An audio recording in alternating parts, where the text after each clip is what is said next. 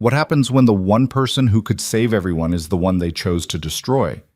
When a brilliant survival analyst predicts a catastrophic super freeze that could wipe out an entire frontier wolf pack, she's not hailed as a hero. She's framed, humiliated, and exiled into the killing cold. But when the ice closes in and the pack begins to die, the woman they called paranoid becomes their only hope. This is a story of brutal betrayal, impossible survival, and a choice that will redefine what it means to be loyal. Stay until the end to see how she makes them all pay. And don't forget to hit that like button and drop a comment telling me what city you're watching from. You won't believe how this ends. The wind had teeth. That was the first thing anyone learned about the northern frontier. The wind didn't just blow, it bit. It clawed through fur and flesh alike, searching for weakness, punishing the unprepared. But tonight, as Rowan Vance stood at the edge of the observation platform jutting out from Iron Peak Stronghold, the wind felt different. It felt wrong. She pressed her gloved hand against the frozen railing, her breath misting in the sub-zero air. Below her, the valley sprawled in jagged white waves, endless snowfields broken only by clusters of black spruce and the occasional rocky outcrop. Beautiful. Deadly. Home. But something in that beauty had shifted. Rowan pulled out her field journal, flipping to the page where she'd been tracking atmospheric patterns for the past 6 weeks. The numbers didn't lie. Barometric pressure dropping faster than any recorded winter. Migratory patterns completely scrambled. Caribou herds abandoning their routes weeks early, birds fleeing south in panicked flocks, even the wolves in the outer territories pulling back toward warmer ground. And the ice.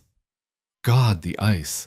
She'd seen it forming in places it had no business being, creeping across riverbeds that should have been flowing, encasing trees in crystalline tombs overnight. The kind of ice that didn't melt when spring came because it wasn't born of normal winter. It was born of something deeper, older, more dangerous. A super freeze. The term felt almost quaint for what was coming. Her research, cross-referenced against historical climate records and indigenous survival logs dating back 2 centuries, pointed to a pattern, a cycle. Every 112 years, give or take, the frontier experienced a winter that wasn't just harsh, it was apocalyptic. Temperatures dropping so low that exposed skin would freeze solid in under a minute, winds strong enough to tear buildings apart. Snowfall measured not in feet but in stories. The last one had killed nearly 70% of the population across 3 territories, and the signs said another was coming, soon, possibly within days. Rowan snapped her journal shut and turned toward the stronghold. Iron Peak rose like a fortress from the mountainside, all reinforced stone and timber designed to withstand the frontier's worst. It was home to the Thornridge Pack, one of the most powerful wolf packs in the northern territories, over 300 members strong, wealthy from mining and trade, and led by one of the youngest alpha kings in history. Cale Thorne. Just thinking his name made her jaw tighten. 28 years old, crowned 2 years ago when his father died in a hunting accident. Handsome, charismatic, strong, all the qualities a pack wanted in their leader. But being strong and being wise were 2 very different things, and in Rowan's assessment, Cale Thorne was dangerously short on the latter, especially since he'd taken Seraphine Ashford as his mate. Rowan pushed through the heavy doors into the stronghold's main hall. Warmth hit her immediately. The massive fireplaces blazing, the scent of roasted meat and pine, the rumble of conversation and laughter. Pack members lounged at long tables, playing cards, sharing stories, living in blissful ignorance of what was bearing down on them. She spotted her target immediately. Marcus Thane, the pack's head of security, sat near the central fire with a group of enforcers. Big man, scarred face, 20 years of frontier survival etched into every line of his weathered features. If anyone would listen, it would be him. Marcus, Rowan approached, setting her journal on the table. We need to talk, now. He looked up, one eyebrow raised. Rowan, always a pleasure. What's got you worked up this time? Find another critical flaw in our winter stores? A few enforcers chuckled. Rowan ignored them. I need to speak to the council, tonight. The atmospheric data is conclusive. We're looking at a super freeze event potentially within 72 hours. We need to implement emergency protocols immediately. Marcus sighed, setting down his cards. Rowan, we've been through this. You've been predicting disaster for 6 weeks. The weather's cold, yeah, But it's winter. That's what happens up here. This isn't normal winter variation, Marcus. Look at the data. I'm not a scientist, kid. I'm a soldier. And what I see is a pack that's well-fed, well-armed, and well-protected. We've survived 100 winters in this stronghold. We'll survive this one. Not this one. Rowan leaned forward, her voice dropping to something harder, sharper. 112 years ago, a super freeze hit 3 territories simultaneously. The death toll was catastrophic. Entire packs wiped out. Survivors resorted to cannibalism. This isn't theoretical. It's documented, and every single indicator says it's happening again. Marcus studied her for a long moment. Despite his dismissive words, Rowan knew he wasn't stupid. He'd lived through enough to recognize genuine concern when he saw it. "Fine," he said finally. "I'll arrange a council meeting. Tomorrow evening." "Tomorrow might be too late." "It's the best I can do. The Alpha's hosting a mate bonding ceremony tonight for his inner circle. He won't appreciate the interruption, and neither will Seraphine." Rowan's hands curled into fists. Of course, a party. While the frontier prepared to freeze them all to death, Cale Thorne was throwing a party. "Fine, tomorrow. But if this thing hits before then we'll deal with it like we deal with everything else," Marcus interrupted. "Together, as a pack." Rowan wanted to scream. Instead, she grabbed her journal and walked away, fighting the urge to throw something. The Great Hall was decorated for the ceremony. Flowers in winter. An absurd expense shipped in from the Southern Territories, arranged in elaborate displays around a central platform where Cale and Seraphine would preside over the bonding of 3 young couples. Music played, people danced, the whole scene was grotesquely cheerful. And there, in the center of it all, stood the Alpha King and his mate. Cale Thorne was everything an alpha was supposed to look like. Tall, broad-shouldered, with the kind of commanding presence that made people instinctively straighten when he entered a room. Dark hair, strong jaw, eyes like winter steel. He wore his authority comfortably, a man who'd never had to fight for respect because it had been granted to him by birthright. Beside him, Seraphine Ashford was a study in calculated perfection. Beautiful, certainly. Pale skin, raven hair, features so precisely arranged they seemed almost sculptural, but it was the intelligence in her eyes that made her dangerous. Seraphine wasn't just the Alpha's mate. She was his primary advisor, his strategist, the voice whispering in his ear during every major decision. And she hated Rowan. The feeling was mutual. "Rowan!" A voice cut through her thoughts. Turning, she found Elena Voss approaching, one of the few people in the pack Rowan actually considered a friend. Elena worked in logistics, managing the supply chains that kept the stronghold running. Smart, practical, and refreshingly blunt. "Please tell me you're not going to make a scene tonight," Elena said, her tone half joking, half serious. "I'm trying to save lives, Elena. If that's making a scene, I know. And for what it's worth, I think you're right. The numbers don't lie. But timing matters. You interrupt tonight's ceremony with doom predictions, and Seraphine will eviscerate you, politically speaking." "I don't care about politics." "That's your problem." Elena grabbed Rowan's arm, pulling her toward a quieter corner. "Listen to me. Seraphine has been systematically undermining you for months. Every report you submit, every recommendation you make, she finds a way to make it sound paranoid or alarmist. She's turned half this council against you." "Why?" Rowan demanded. "What did I ever do to her?" Elena gave her a pitying look. "You don't get it, do you? Seraphine sees you as a threat. You're smart, you're competent, and you don't kiss the Alpha's ass. That makes you dangerous to her power base. If Cale started listening to you instead of her, that's insane. I don't want power. I want the pack to survive." "And that's exactly why you scare her, because you actually mean it." Before Rowan could respond, a hush fell over the hall. Cale had stepped onto the central platform, Seraphine at his side, and was raising his hand for silence. "My pack," he began, his voice carrying easily through the space. "Tonight we celebrate not just the bonding of 3 couples, but the strength and unity of Thornridge itself. In a world that grows harsher every year, we stand strong because we stand together." Applause. Rowan felt sick. "Winter tests us, yes," Cale continued. "But we are children of the frontier. We were born in ice and snow. We do not fear the cold, we master it. More applause, louder this time. Rowan saw people nodding, faces bright with pride and alcohol. They believed him. They wanted to believe him. Seraphine leaned close to Cale, whispering something. He smiled, nodded, then turned back to the crowd. "I know some among us worry," he said, and Rowan's stomach dropped. "They see patterns in the weather and predict catastrophe. They want us to hoard supplies, to hide in our stronghold, to live in fear. Oh no. But I say we are not a pack of cowards. We are Thornridge, and we face whatever comes with courage, not paranoia." The crowd erupted in cheers.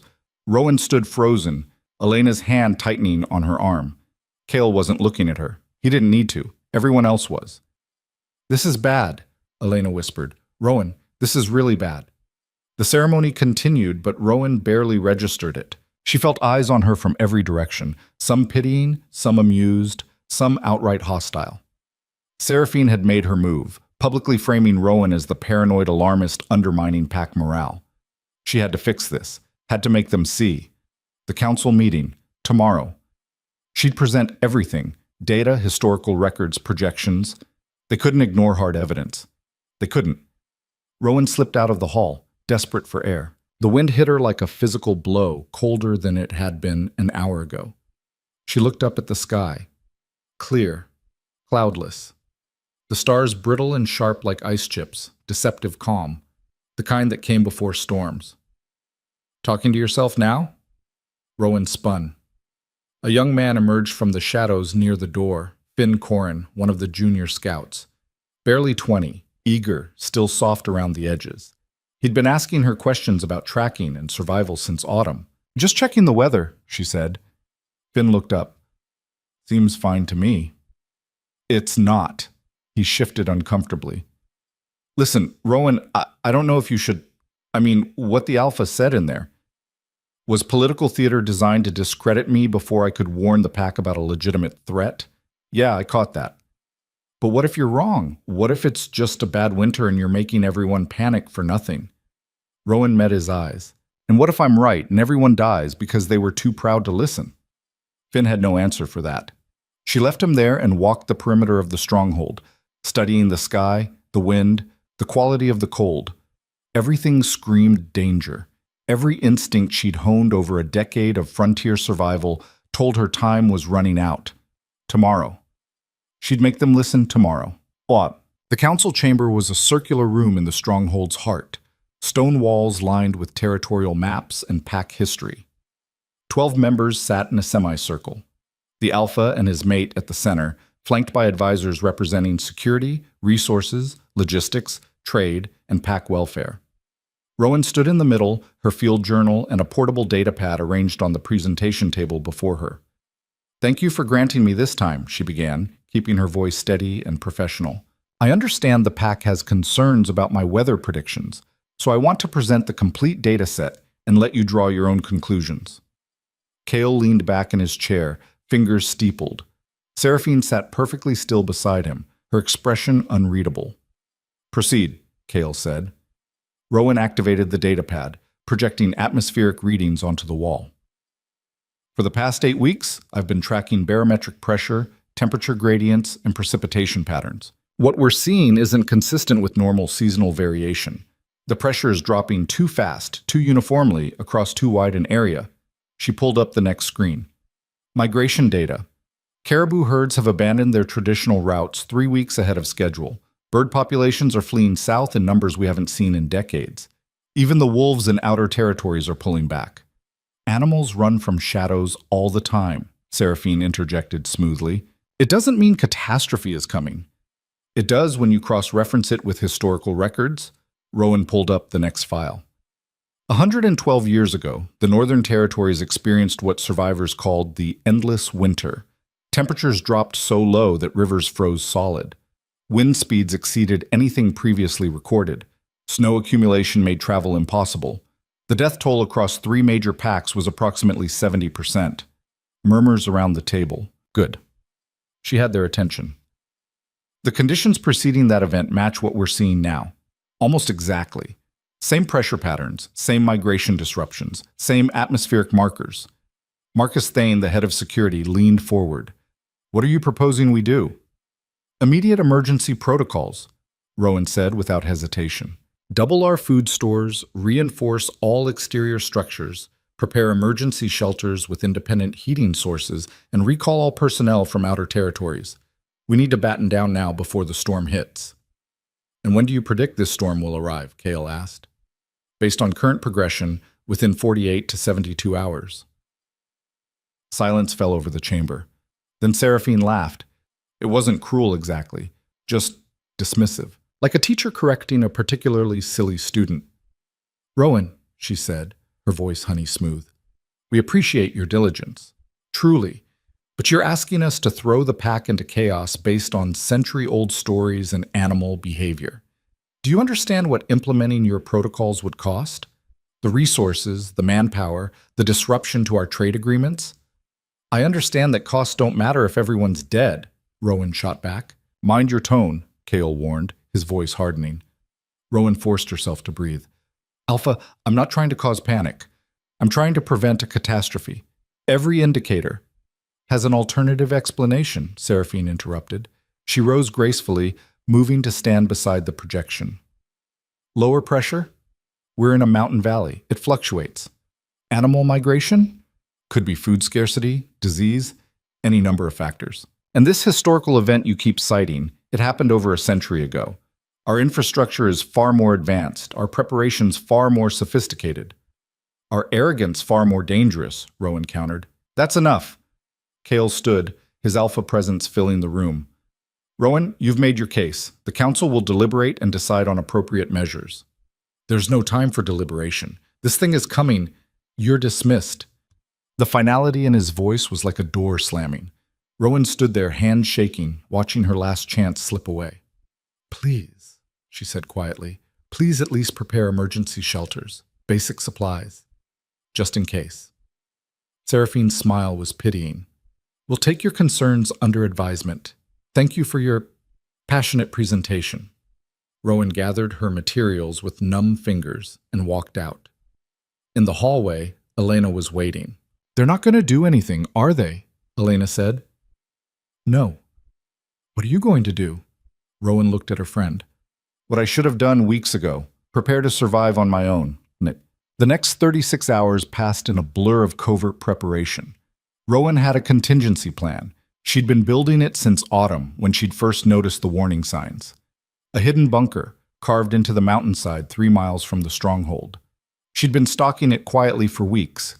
Food, fuel, medical supplies, survival equipment, everything she'd need to weather a catastrophic freeze alone. She made 3 trips, hauling supplies through the snow in the dead of night, always watching for patrols. The bunker was small, barely 12 feet square, but it was fortified, insulated, and equipped with a ventilation system that could keep her alive even in extreme cold. If the super freeze hit and the stronghold fell, she'd retreat here, wait it out, survive. The thought of abandoning the pack made her physically ill. These were her people, her family, but they'd made their choice. Kale had made his choice, and Rowan wasn't going to die for their pride. On the second night, as she was securing the bunker's final supply cache, she heard something that made her blood run cold. A scream, distant but unmistakable, carried on the wind from the direction of the stronghold.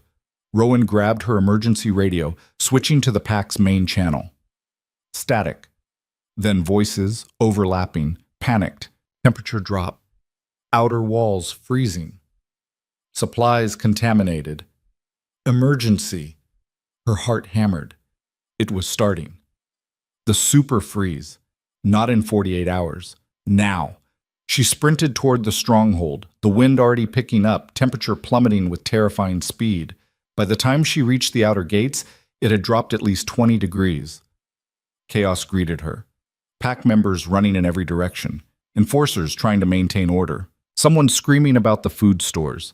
The main gates frozen partially open, ice already creeping up the hinges. Rowan found Marcus in the central courtyard, shouting orders. What happened? She demanded. He spun on her, his face ashen. The food stores. Someone sabotaged them. Contaminated the water supply with chemical accelerants. Everything's freezing from the inside out. We've lost at least 40% of our winter reserves. Rowan's mind raced. Sabotage? Who would... Where's the Alpha? Emergency Council, main hall. She ran. The hall was in chaos. Kale stood at the center, Seraphine beside him, surrounded by shouting advisors. When Rowan burst in, everyone turned. I know you're tempted to say, I told you so, Kale said, his voice tight with barely controlled fury. But now's not the time. I wasn't going to, Rowan said. I was going to say we need to implement emergency protocols immediately. This sabotage was timed to hit right as the super freeze begins. Someone wanted us vulnerable. We're investigating, Seraphine said coldly. Security is reviewing access logs. We don't have time for investigations. The temperature's already dropping faster than projected. We need to seal the stronghold, activate emergency heating, and distribute survival supplies to— The supplies are gone, Rowan, Marcus interrupted. Contaminated or destroyed. We have maybe 3 days of food for 300 people. The room went silent. Rowan's mind churned through scenarios, calculations, survival mathematics. 3 days. Super freeze conditions could last weeks, maybe longer. Then we need to send runners to the nearest allied packs, she said. Call for emergency aid. Medical Valley Pack is only 2 days south. The passes will be impassable within hours, Seraphine said. You said so yourself. Then we send them now, before the window closes completely. Kale looked at Marcus. Can we get runners out? Maybe, if we move fast.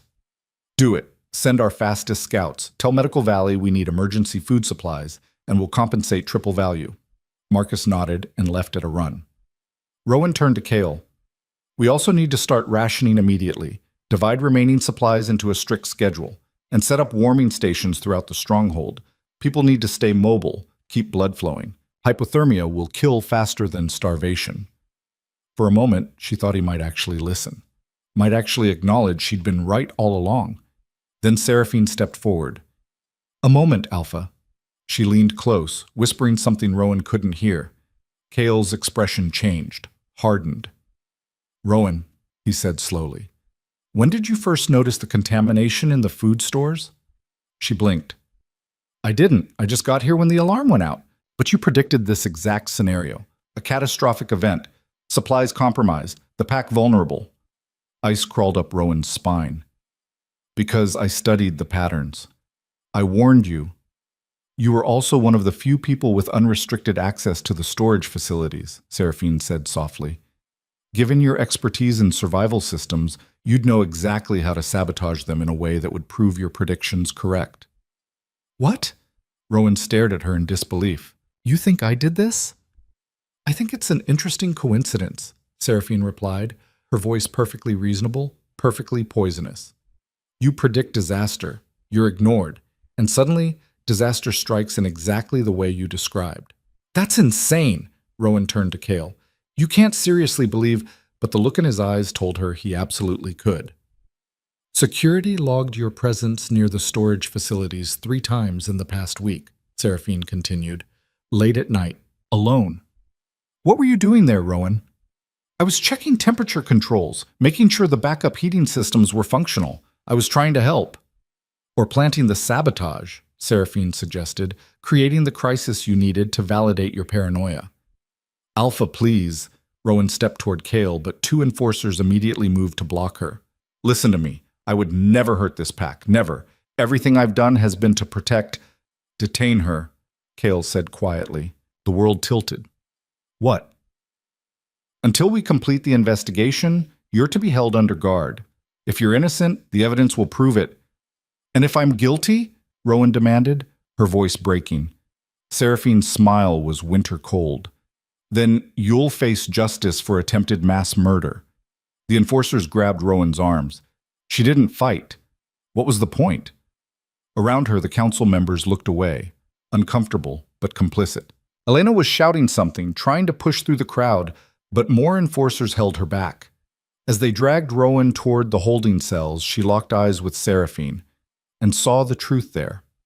The satisfaction. The victory. This had been planned. All of it. The sabotage, the timing, the perfect frame. Seraphine had orchestrated everything to eliminate the one person who might challenge her influence over Kale. And it had worked. The cell was cold, not dangerously so, but enough to be miserable. Rowan sat on the stone bench, her mind churning through everything that had happened. Seraphine was smart. She'd waited until the crisis hit, until everyone was scared and looking for someone to blame. Then she'd served up Rowan on a platter, the paranoid analyst who'd been predicting disaster for weeks, the perfect scapegoat. The door opened. Marcus stepped in, his expression grim. "I need you to be honest with me," he said without preamble. "Did you sabotage the supplies?" "No." "Can you prove it?" "Can you prove I did?" Marcus sat down heavily. "The evidence is circumstantial, but it's there. Your access logs, your predictions. Seraphine's already convinced half the council you're unstable." "And what do you think?" He looked at her for a long moment. "I think you're a pain in the ass who's usually right. But I also think you're the kind of person who'd burn the world to prove a point." "Not this world," Rowan said quietly. "Not this pack." "Then help me prove it. Give me something. Anything I can take to the Alpha." Rowan closed her eyes, thinking. The sabotage had been sophisticated, designed to look like system failure initially. Chemical accelerants introduced into the water lines feeding the food storage units. It would take knowledge of the stronghold's infrastructure, access to restricted chemicals, and timing. "Check the chemical inventory," she said. "Specifically glycol compounds. Whoever did this needed industrial antifreeze, the kind we use in the outer heating systems." "That's restricted access." "Exactly. Cross-reference who had authorization to withdraw those compounds in the past month." Marcus nodded slowly. "I'll look into it." "Marcus." She grabbed his arm before he could leave. "How bad is it out there, the freeze?" His face went grim. "Temperatures dropped 40 degrees in 6 hours. Winds picking up. We're sealing the stronghold completely within the hour. Anyone outside after that is on their own." "What about the runners?" "Made it out before the worst hit. If they move fast, they might reach Medical Valley before the passes close completely." "Might." After Marcus left, Rowan sat in silence, listening to the stronghold settle around her. The wind outside was a constant scream now, rattling the windows, seeking entry. Temperature in the cell was dropping despite the central heating. The system wasn't designed for this level of cold. Hours passed. No one came. Then, around midnight, the door opened again. Elena slipped inside, her face tight with fear. "I shouldn't be here," she whispered. "Security's been doubled, but I convinced the guard I needed to retrieve your personal effects for inventory." "What's happening out there?" "It's bad, Rowan. Really bad. Temperature's still falling. We're burning through fuel faster than projected trying to keep the heating systems running. And the food situation?" She shook her head. "Morale's collapsing. People are scared." "What about the investigation?" "Marcus is working on it, but Seraphine's blocking him at every turn. She's got Kale convinced you're the threat, and now she's positioning herself as the calm leader in crisis. It's brilliant, really. Horrifying, but brilliant." Rowan's hands clenched. "She's going to let the pack die. She'll secure herself and her inner circle in some protected area and leave everyone else to freeze." "Do you have proof of that?" "No, but I know how people like her think. Survival of the fittest, and she considers herself the fittest." Elena pulled something from her coat. Rowan's field journal. "I grabbed this from your quarters before security could confiscate it. Thought you might want it." Rowan took it with shaking hands. "Thank you." "There's something else." Elena's voice dropped even lower. "I overheard Seraphine talking to her personal security team. They're preparing a secondary shelter, somewhere separate from the main stronghold. She's moving supplies there under the guise of emergency distribution." "Where?" "I don't know, but Rowan, I think you need to get out of here." "I'm locked in a cell, Elena." "For now. But if things get worse, if the pack starts dying, they're going to need a scapegoat. And you're already set up perfectly." The implication hung in the air. Public execution. Justice for the saboteur who'd killed the pack. "I'm not running," Rowan said. "These are my people." "These people threw you in a cell." Elena grabbed her shoulders. "Rowan, listen to me. If you die here, you can't help anyone. But if you survive, if I survive, I'm exiled or executed. There's no coming back from treason accusations." "Maybe not. But at least you'd be alive." Before Rowan could respond, voices echoed down the corridor. Elena pressed the journal into Rowan's hands and slipped out, closing the door silently behind her. Rowan sat alone in the darkness, the journal heavy in her lap. Outside, the wind screamed louder. The super freeze had arrived. And she was exactly where Seraphine wanted her, trapped, powerless, and perfectly positioned to take the fall when everything collapsed. But Rowan Vance hadn't survived a decade on the frontier by accepting defeat.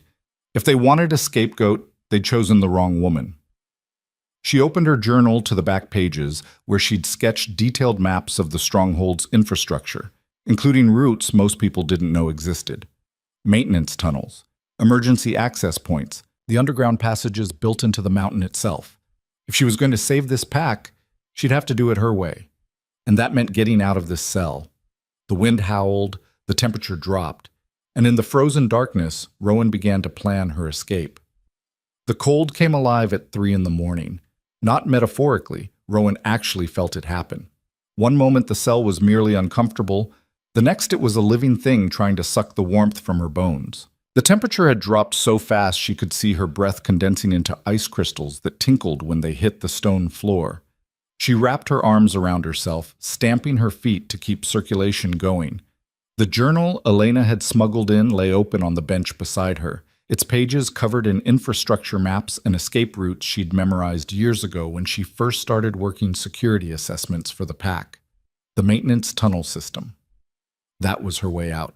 Problem was, the nearest access point was in the sub-level storage area, 30 yards from her cell, through 2 locked doors and past at least 3 guard posts. She needed a distraction, something big enough to pull security away from. The lights flickered, then died completely. Emergency lighting kicked in a second later, bathing everything in sickly red. Somewhere in the distance, an alarm began to wail. Rowan pressed her ear against the cell door. Shouts, running footsteps. The distinctive sound of the main heating system shutting down with a mechanical groan that echoed through the entire stronghold. The door lock clicked. Electronic. Now disengaged with the power failure. She didn't hesitate. Pushing the door open, Rowan stepped into the corridor. Empty. The guards had abandoned their posts to respond to whatever emergency was unfolding above. She could hear them on the stairs, voices overlapping in controlled panic. Main generator offline. Backup systems not responding. Temperature in the residential wings dropping fast. Rowan moved in the opposite direction, toward the maintenance access. The sublevel was a maze of storage rooms and mechanical systems that kept the stronghold running. She'd mapped every inch of it during her security surveys, knew which doors stuck, which corridors led to dead ends, which vents connected to what systems. The cold was worse down here. No insulation, no heating ducts, just raw mountain stone and machinery designed to operate in sub-zero temperatures. Her breath came out in white clouds that froze in the air. She found the maintenance tunnel entrance behind a false wall panel in the 3rd storage room. The panel was supposed to be locked, but the mechanism had frozen solid. She wrapped her jacket around her fist and hit it hard, once, twice. The lock shattered on the 3rd strike. The tunnel beyond was pitch black. Rowan pulled out the small emergency light she'd palmed from her cell, a pen light that gave maybe 3 feet of visibility. It would have to be enough. The tunnel sloped downward, carved directly into the mountain. These passages had been built a century ago as emergency evacuation routes, back when the frontier was even more dangerous than it was now. Most pack members didn't even know they existed, but Rowan knew. She'd studied every historical document, every architectural blueprint she could get her hands on. The tunnel split after 20 yards. Left led deeper into the mountain, toward the old mining shafts that had been sealed decades ago. Right led toward the eastern ridge, where the bunker she'd prepared waited 3 miles distant. She went right. The temperature dropped with every step. Ice coated the walls in thick crystalline layers that reflected her penlight in strange, shifting patterns. The floor was treacherous, smooth stone covered in frost that made every footfall a gamble. Behind her, distant and muffled by stone, she heard explosions of sound. More alarms. Voices raised in panic. The stronghold was dying. Seraphine's sabotage had been even more thorough than Rowan had realized. It wasn't just the food supplies. It was the entire infrastructure. The heating systems, the power grid, everything timed to fail simultaneously in the teeth of the super freeze. But why? What did Seraphine gain from destroying the pack?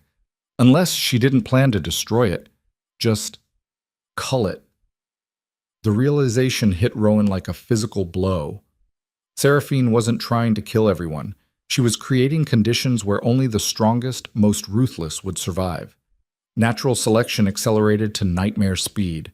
And when it was over, when the weak had been eliminated and only the survivors remained, Seraphine would be there, having weathered the storm in safety, ready to lead a leaner, harder pack that would follow her without question. It was brilliant. Horrifying, but brilliant. The tunnel opened onto a narrow ledge carved into the mountainside. Wind hit Rowan like a sledgehammer, nearly knocking her off her feet. She grabbed the rock face, pressing herself flat against it. The world beyond was white chaos. Snow fell so thick she couldn't see more than 5 feet. The wind shrieked, tearing at her clothes, trying to pry her loose and throw her into the void below. The temperature had to be somewhere around -40, maybe lower. This was the super freeze, not the beginning, the full apocalyptic reality of it. And she was standing outside, 3 miles from her bunker, with nothing but the clothes on her back. Rowan pulled herself back into the tunnel opening, mind racing. 3 miles. In normal conditions, an hour's hike. In this? It might as well be 300. She'd freeze to death before she made it halfway. But staying here meant going back to the stronghold, back to the cell, back to being Seraphine's convenient scapegoat when people started dying. Forward or back? Death or imprisonment, neither was acceptable. She thought of her bunker, the supplies, the heat, the safety waiting if she could just reach it. She'd prepared for exactly this scenario. Survival gear cached at intervals along the route, emergency shelters, everything she needed, except she'd expected to make the journey before the freeze hit, not during it. "Okay," she said aloud, her voice immediately snatched away by the wind. "Okay, think." The maintenance tunnel system didn't just have one exit. There were others scattered across the mountain at various elevations. She'd mapped them all. One of them, the northern outlet, maybe 200 yards from here, opened near an old ranger station that had been abandoned for years. If the station was still intact, it would have basic supplies, enough to get her to the bunker, if it was still intact. Rowan made her decision. She pulled her jacket tighter, wrapped her scarf around her face until only her eyes showed, and stepped back into the tunnel. The route to the northern outlet took her deeper into the mountain, through passages so narrow she had to turn sideways in places. The cold here was different, not the killing wind of outside, but a deep, bone-penetrating chill that radiated from the stone itself. She focused on keeping moving.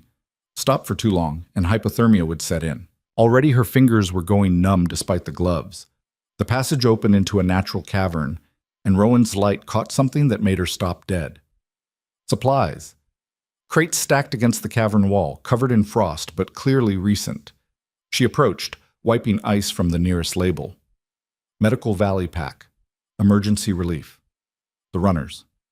They'd made it to Medical Valley and the relief supplies had been sent back, but they'd never made it to the stronghold. Someone had intercepted them here, in the tunnel system, and hidden them. Rowan pried open the nearest crate.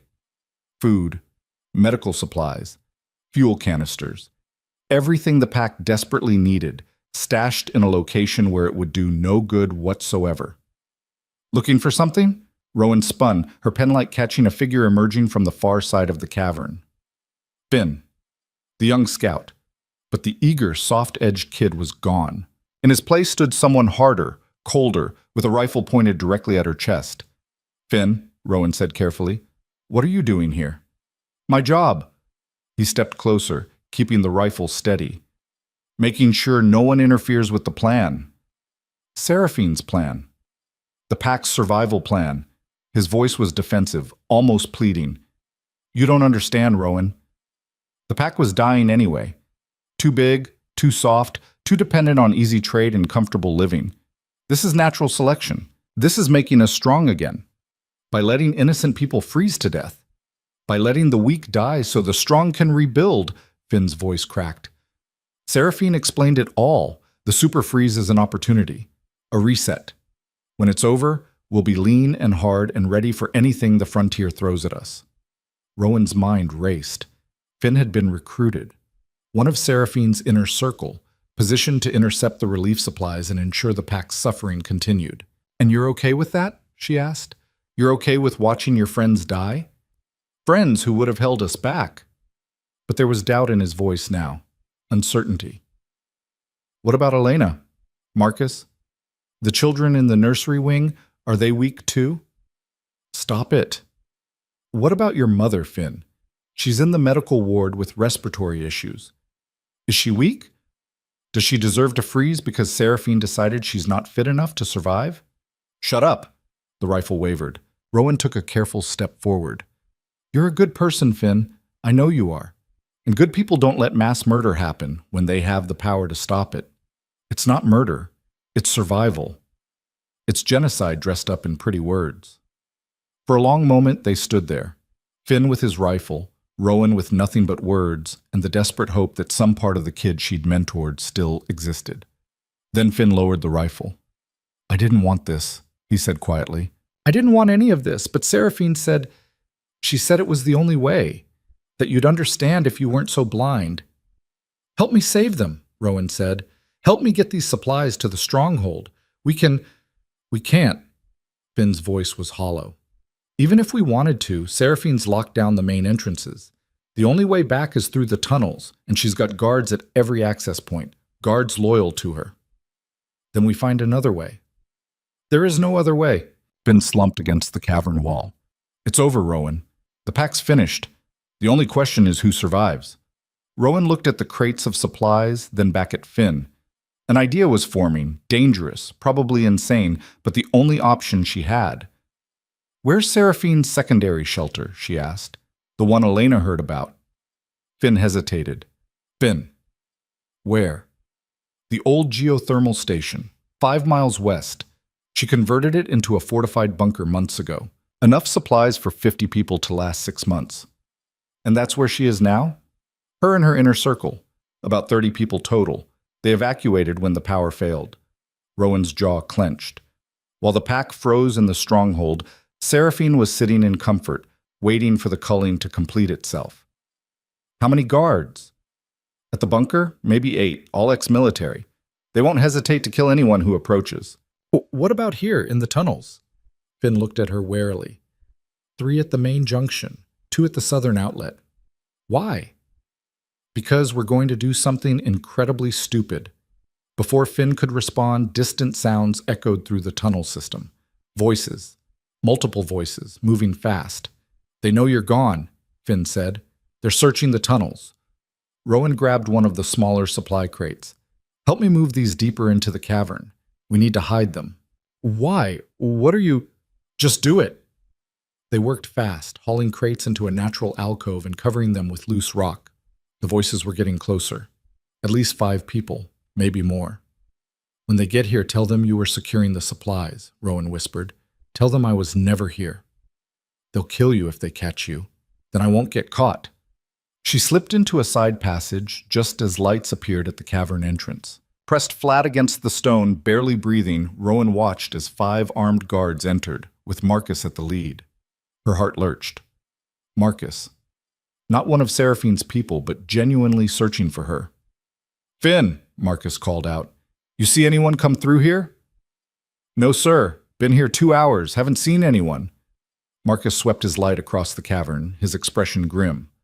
Rowan Vance escaped her cell during the power failure. Alpha wants her found before she reaches the outer perimeter. What happens if she makes it outside? She won't survive. Temperatures hit -50. Winds strong enough to strip flesh from bone. Anyone caught out there is dead within minutes. Rowan pressed deeper into the shadows. -50, even worse than she'd projected. Spread out, Marcus ordered. Check every passage, every alcove. She's resourceful. Don't underestimate her. The guards fanned out. One headed directly for Rowan's hiding spot. She made a split-second decision. Before he could spot her, she stepped out, hands raised. Marcus? Every weapon swung toward her. Marcus's eyes went wide. Stand down! He barked at his team. Then to Rowan, Are you out of your mind? We've been tearing the stronghold apart looking for you. I need to talk to Kale, alone. That's not going to happen. You're under arrest for sabotage and attempted murder. I didn't sabotage anything, and you know it. What I know is that the pack is dying. Marcus's voice was raw with exhaustion and grief. We've lost the main heating grid. Food supplies are 90% depleted. We've got 300 people and maybe 72 hours before hypothermia starts killing the vulnerable. Where's Seraphine? Something flickered across Marcus's face. Coordinating rescue efforts. From her private bunker 5 miles west? Silence fell across the cavern. The guards exchanged glances. Even in the dim light, Rowan could see the realization dawning. How did you know about that? Marcus asked quietly. Because it's where she's been planning to ride out the freeze while everyone else dies. Tell me I'm wrong, Marcus. Tell me you've actually seen her in the stronghold in the last 6 hours. He couldn't. The look on his face said everything. She played us, Rowan continued. All of us. The sabotage, the frame job, the timing, it was all designed to cull the pack down to her chosen survivors. And we let her do it because we were too proud to listen to the one person warning us it was coming. That's a serious accusation. Then investigate it. But do it fast because in 72 hours there won't be anyone left to save. Marcus stared at her for a long moment. Behind him, his guards were muttering among themselves, doubt spreading like infection. Let's say you're right, he said finally. What do you propose we do? Get these supplies to the stronghold, all of them. Then we go to Seraphine's bunker and take back everything she stole. That's suicide. She's got ex-military guards and fortified defenses. And you've got me. Someone who's been preparing for this exact scenario for 3 months. Someone who knows more about surviving the frontier than Seraphine's hired thugs ever will. You're one person, Rowan. No. She looked at Finn, who'd been listening in shocked silence. I'm 2. And if you're half the leader I think you are, Marcus, I'm about to be a lot more. The gamble hung in the air. Marcus could arrest her right now, drag her back to the stronghold, let Seraphine's plan play out. Or he could choose to believe her. One of the guards stepped forward, a woman Rowan recognized as Sarah Kane, a veteran enforcer with 2 decades of frontier service. I believe her, Sarah said quietly. I've been watching the supply logs. Seraphine's been diverting resources for months. I thought it was just inefficiency, but if you look at the pattern, she shook her head. This was planned. Another guard nodded. My sister's in the residential wing. Temperature's already down to freezing. Kids are crying, old people are dying. If there's even a chance Rowan's right. Marcus closed his eyes. When he opened them, something had changed. All right, he said, we do this your way. But if you're wrong, if I'm wrong, I'm dead anyway. We all are. They moved fast after that. The guards hauled crates of supplies while Rowan and Marcus worked out a plan. The tunnel system connected to the stronghold sublevels in 3 places. Seraphine's guards controlled the main junction, but there were smaller access points that might be unguarded. We go in quiet, Rowan said. Small team, minimal confrontation, get the supplies to the residential wings, then secure the heating systems. And Seraphine? She's not in the stronghold. She's safe in her bunker. For now, we focus on saving lives. We can deal with her later. Marcus nodded. Sarah, take 4 guards and start moving supplies through the eastern access. Finn, you're with Rowan and me. We're going to check the heating systems. They split up. Rowan led Marcus and Finn through a narrow passage that opened into the stronghold's mechanical room, a vast chamber filled with pipes, generators, and the massive heating system that kept the whole place habitable, or should have. The main generator sat dark and cold, its control panel smashed beyond repair. Sabotage, professional and thorough. Can you fix it? Marcus asked. Rowan examined the damage. Not with what we have here. We'd need replacement parts, and even then, she shook her head. Seraphine knew exactly what to destroy. So the heating's gone. What about alternatives? Rowan thought fast. Fireplaces. Every major room has them. They were the original heating source before the generator system was installed. If we can get enough fuel, we can keep people warm the old-fashioned way. That's going to take... A sound cut him off. Voices, echoing through the passages. Not Marcus's guards. Others. Someone's coming, Finn whispered. They ducked behind the generator just as 6 figures entered the mechanical room. Rowan recognized 2 of them, pack members she'd worked with, trusted. Now they wore armbands marked with Seraphine's personal symbol. The tallest one, a man named Derek Cross, swept a light across the damaged generator. Looks good, he said. Nobody's getting this running again without our help. What about the food stores? Asked another. Completely destroyed. Medical Valley's relief supplies are hidden in the tunnels. By the time anyone finds them, if they find them, most of the pack will be dead from cold or starvation. And us? We rendezvous with Seraphine at the geothermal station once the count hits under 50 survivors. She wants fighters and loyalists. Anyone who makes it through the culling proved they're strong enough. Marcus's hand moved to his weapon, but Rowan grabbed his wrist, shaking her head. 6 against 3, and the noise would bring more. They waited, barely breathing, as Seraphine's guards completed their check and left. I'm going to kill her, Marcus said, his voice shaking with rage. I'm going to hunt her down and— You're going to save your pack first, Rowan interrupted. Revenge comes after survival. They made their way back to the residential wings through maintenance passages. The scene that greeted them was worse than Rowan had imagined. 300 people huddled in the main hall, which had become a makeshift shelter. Families clustered around dying fires in the massive fireplaces. Children cried. The elderly shivered under every blanket the pack could find. The temperature inside had to be barely above freezing, and in the center of it all, trying desperately to maintain order, was Kyle. The Alpha King looked like he'd aged 10 years in the past 12 hours. His face was haggard, his eyes haunted. He was helping an elderly woman closer to one of the fires when he spotted Rowan. For a moment, their eyes met across the hall. Then Marcus stepped forward, his voice carrying across the crowd. Alpha, we found the relief supplies, and we found proof of who really sabotaged the stronghold. Every face turned toward them. The hall went silent except for the crackle of fire and the howl of wind outside. Kale straightened slowly. Explain. Marcus did, laying out everything they'd discovered, from the hidden supplies to Seraphine's private bunker to the guards admitting to the sabotage. With each revelation, Kale's expression grew harder, colder. Where is Seraphine? He asked, his voice deadly quiet. The geothermal station, Marcus said, 5 miles west.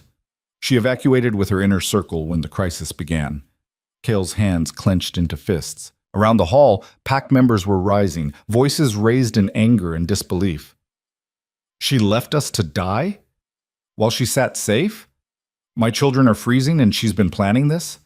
Kale raised his hand for silence. The Alpha presence in that gesture was absolute. Everyone quieted immediately. He looked at Rowan. You were right. About all of it. The super freeze, the sabotage, everything. And He stopped, seeming to struggle with the words. I failed you. I failed the pack.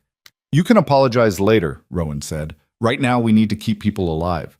Marcus's team is bringing the relief supplies. We need to organize distribution, get the fireplaces burning at full capacity, and set up rotating warming stations. What about the heating system? Destroyed beyond immediate repair, we're going old school, fire, insulation, and body heat. It's going to be hard, and we're going to lose people, but if we're smart and we move fast, we can save most of the pack. Kale nodded. Tell me what you need. For the next 6 hours, Rowan orchestrated survival on a knife's edge. The relief supplies were distributed with military precision, food rationed to maximize energy while minimizing waste, medical supplies allocated to the most vulnerable, fuel divided among the fireplaces. They organized the pack into groups based on cold tolerance, putting the young and healthy on rotating patrols to keep blood flowing while the vulnerable stayed near the fires. Rowan showed them tricks she'd learned from a decade of frontier survival, how to layer clothing for maximum insulation, how to recognize early hypothermia symptoms, how to create warming pockets using body heat and reflected fire, how to survive when survival seemed impossible. And slowly, against all odds, the pack stabilized. Not comfortable, not safe, but alive. Kale worked alongside his people, his earlier arrogance burned away by necessity. Rowan watched him carrying firewood for the elderly, sharing his rations with children, staying up through the night to keep watch. Maybe there was hope for him after all. Around hour 5, Rowan found herself at one of the warming stations, accepting a cup of hot broth from Elena. You did it, Elena said quietly. You actually saved them. Not yet. This is just buying time. The superfreeze is going to last days, maybe weeks. These supplies will run out. So what do we do? Rowan looked toward the main doors where wind still howled against the barricades. We go get more. From someone who doesn't need them anymore. Elena followed her gaze. The geothermal station, Seraphine's bunker. She's got supplies for 50 people to last 6 months. We've got 300 people who will be dead in 72 hours without them. That's suicide. You said yourself the cold outside is lethal. It is, for most people. Rowan met her friend's eyes. But I've been preparing for this exact scenario.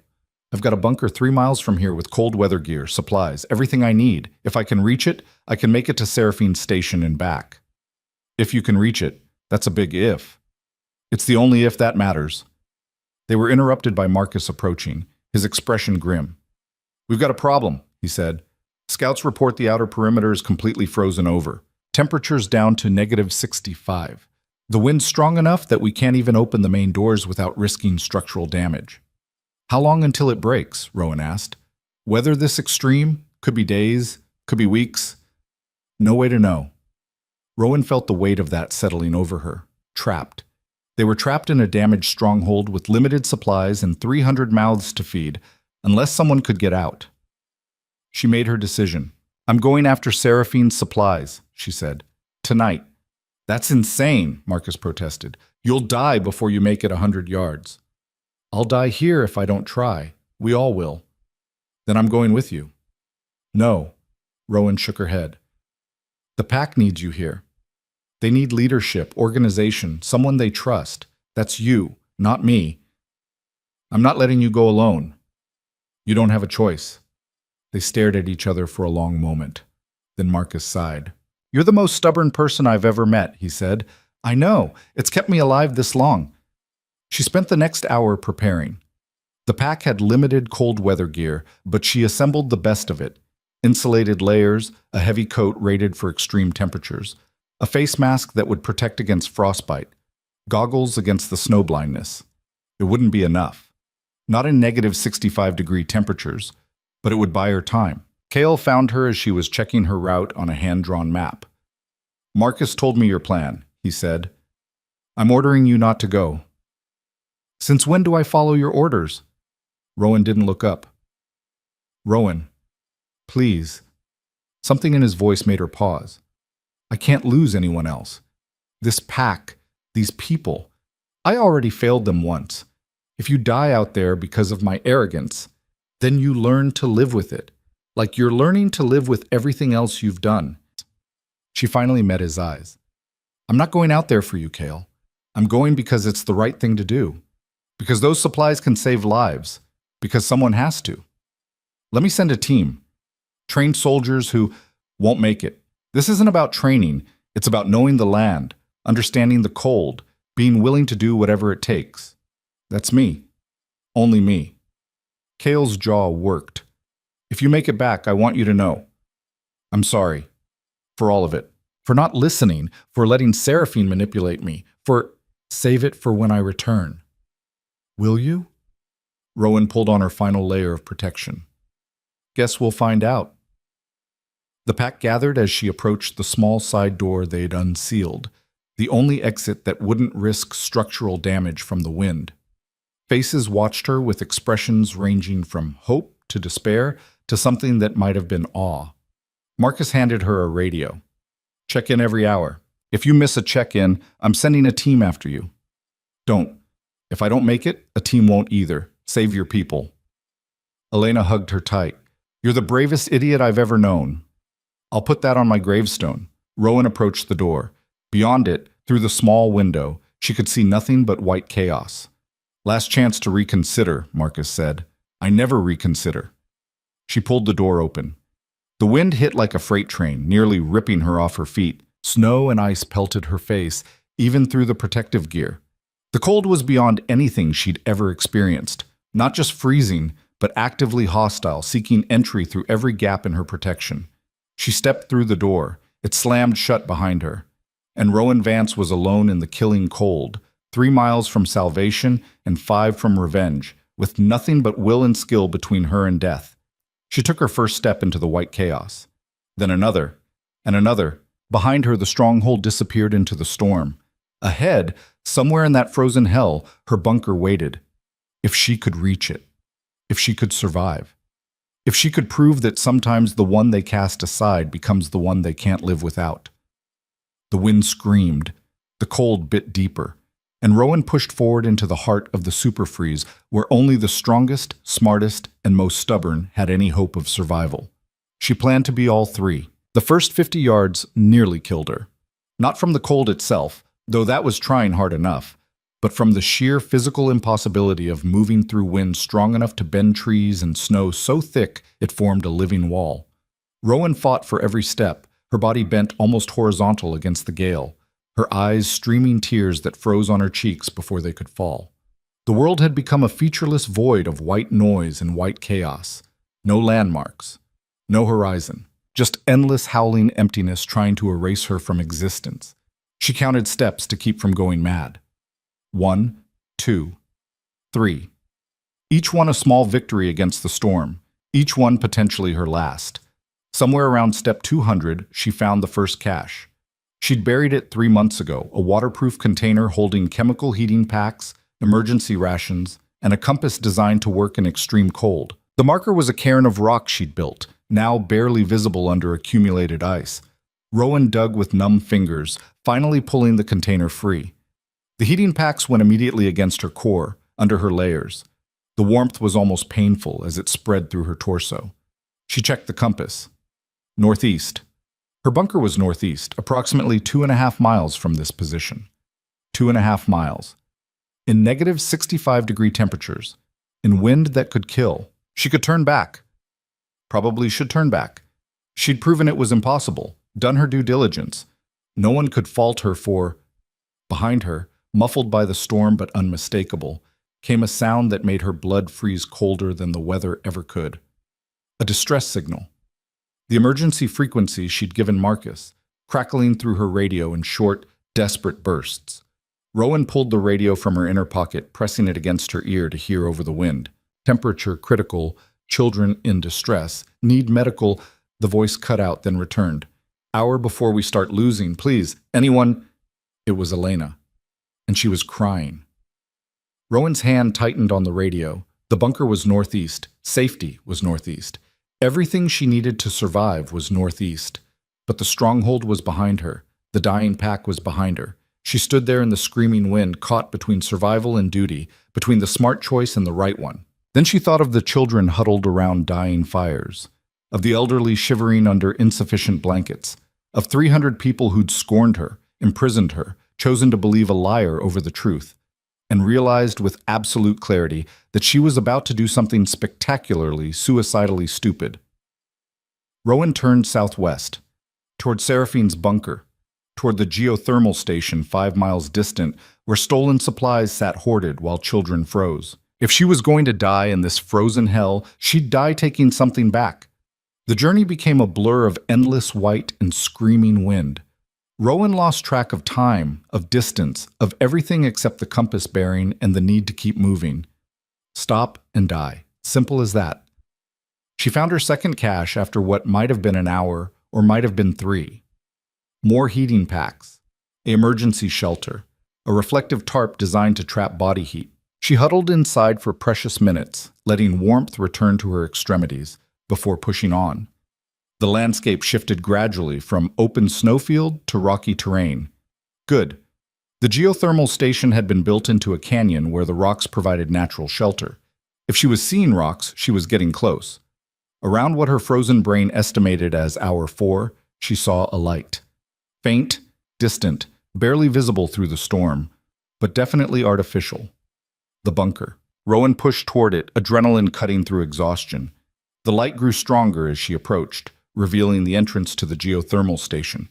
A reinforced steel door set into the canyon wall, illuminated by a single exterior lamp. And standing guard outside, looking miserable but alert, were 2 figures in cold weather gear. Seraphine's guards. Rowan dropped behind a boulder, her mind racing. 2 guards outside meant more inside. She was one person, half frozen, armed with nothing but a knife and righteous fury. Not exactly tactical superiority. She keyed her radio, keeping her voice low. Marcus, you there? Static. Then, Rowan? Thank God. We thought, where are you? The geothermal station. I've got eyes on Seraphine's bunker. 2 guards outside, unknown number inside.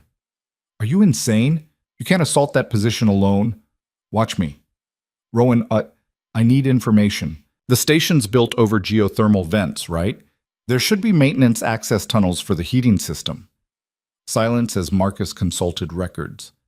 Then, yes, original blueprints show access from below through the old mining shaft network. But those tunnels were sealed 20 years ago. Sealed, not destroyed. If I can find the access point, you'll be trapped underground with no backup and no idea what you're walking into. So, Tuesday. Got it. This isn't funny. I'm not laughing, Marcus. I'm freezing to death looking at supplies that could save the pack while children die. So unless you've got a better plan, I'm going in. More silence. Then quietly. The access point should be half a mile south of the main entrance. Old ventilation shaft. If it's not completely frozen over, you might be able to climb down. Thank you. Rowan, please be careful. Careful's never been my strong suit. She clicked off and started moving, skirting wide around the bunker to avoid the guards. The ventilation shaft was exactly where Marcus said, though barely visible under accumulated snow and ice. Rowan cleared the entrance with numb hands, revealing a metal grate covering a shaft that dropped straight down into darkness. Perfect. She pried the grate loose and peered down. The shaft disappeared into black, but she could see rungs built into the wall, an access ladder for maintenance workers. No way to know if the rungs were stable. No way to know if the shaft was clear all the way down. No way to know anything except that this was probably going to kill her. Rowan lowered herself onto the ladder and started climbing down into the dark. The descent was a nightmare. Ice coated the rungs, making every grip treacherous. Her gloves were too thick for precision, too thin for warmth. Twice she slipped, barely catching herself before falling into the void below. After maybe 60 feet, the shaft opened into a horizontal tunnel. Rowan dropped onto the tunnel floor, her legs nearly buckling. She pulled out her penlight, sweeping it across the space. Old mining tunnel, reinforced with timber and stone. The air was warmer here, not comfortable, but above freezing thanks to the geothermal heat bleeding through the rock. Pipes ran along the ceiling, carrying hot water to the bunker's heating system, and voices echoed from somewhere ahead. Multiple voices, laughing and talking. Rowan moved forward carefully, following the sound. The tunnel sloped upward, widening as it went. She passed storerooms carved into the rock, some empty, some filled with supplies that made her jaw clench. Food, medical equipment, fuel, blankets, everything the stronghold needed, hoarded here while people died. The voices grew louder. Rowan pressed against the tunnel wall, edging toward a light source ahead. The tunnel opened into a large chamber, the main bunker space, and what she saw there made rage burn hot enough to forget the cold. 30 people lounging in comfort. A massive fireplace blazing, tables laden with food. Seraphine herself holding court in the center, dressed like she was at a social gathering instead of presiding over mass murder. Should be complete within 48 hours, she was saying to her assembled followers. The weak will have been culled, the disloyal eliminated. What remains will be a pack worthy of the frontier. And the Alpha? Someone asked. Seraphine's smile was cold. Kale will survive. He's strong enough, but he'll be broken, traumatized, ready to accept guidance, my guidance. By the time we return to claim the stronghold, he'll be mine completely. What about Marcus, the security team? Marcus is loyal to the pack, not to me. He'll be a problem. We'll deal with him when the time comes. Rowan's hands clenched. She'd heard enough. She pulled back into the tunnel, mind racing. 30 people. At least 8 armed guards. Between her and enough supplies to save 300 lives. Impossible odds. No backup, no plan. Just the cold rage of someone who'd been right all along, watching the guilty feast while the innocent froze. She keyed her radio one more time. Marcus. Still alive? For now. I'm in the bunker. I've got visual on Seraphine and her people.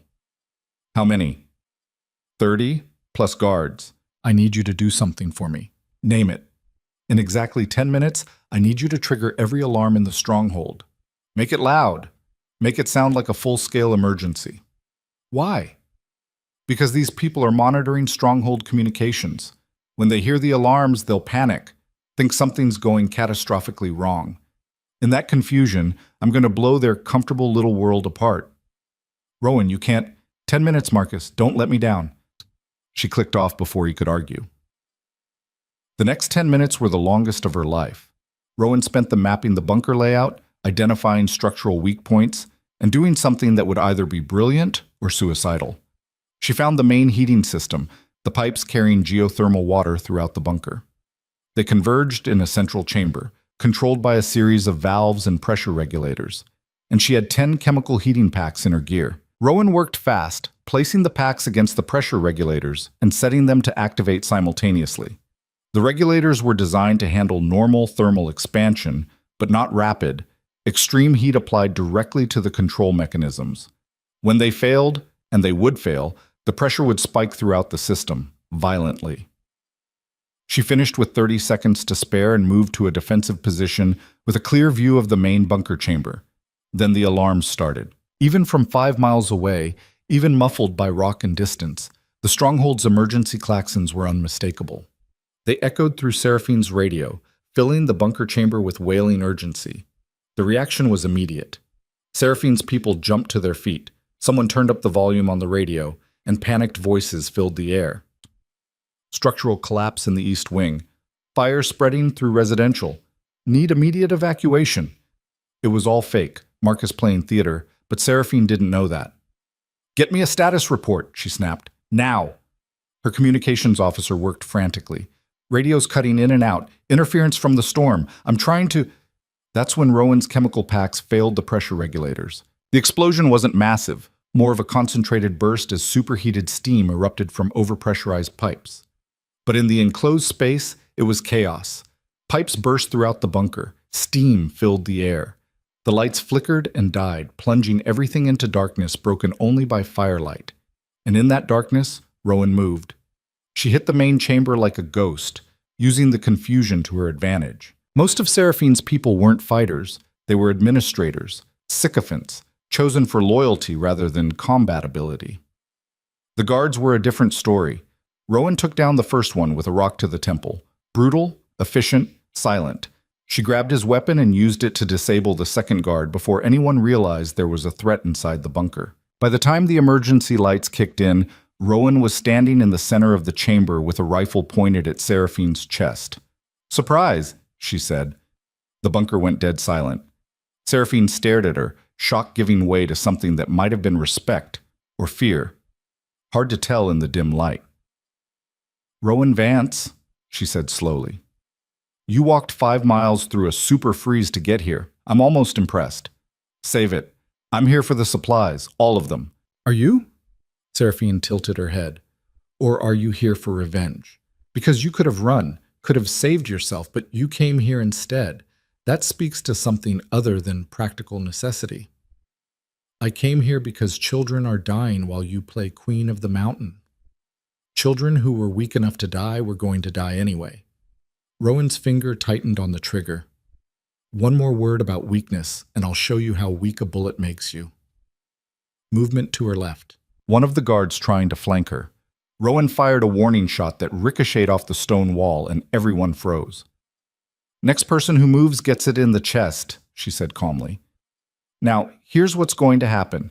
You're going to start loading supplies, food, medical equipment, fuel, everything. We're taking it back to the stronghold.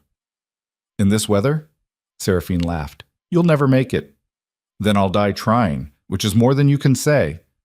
I'll make you a counteroffer. Seraphine stepped forward, ignoring the rifle.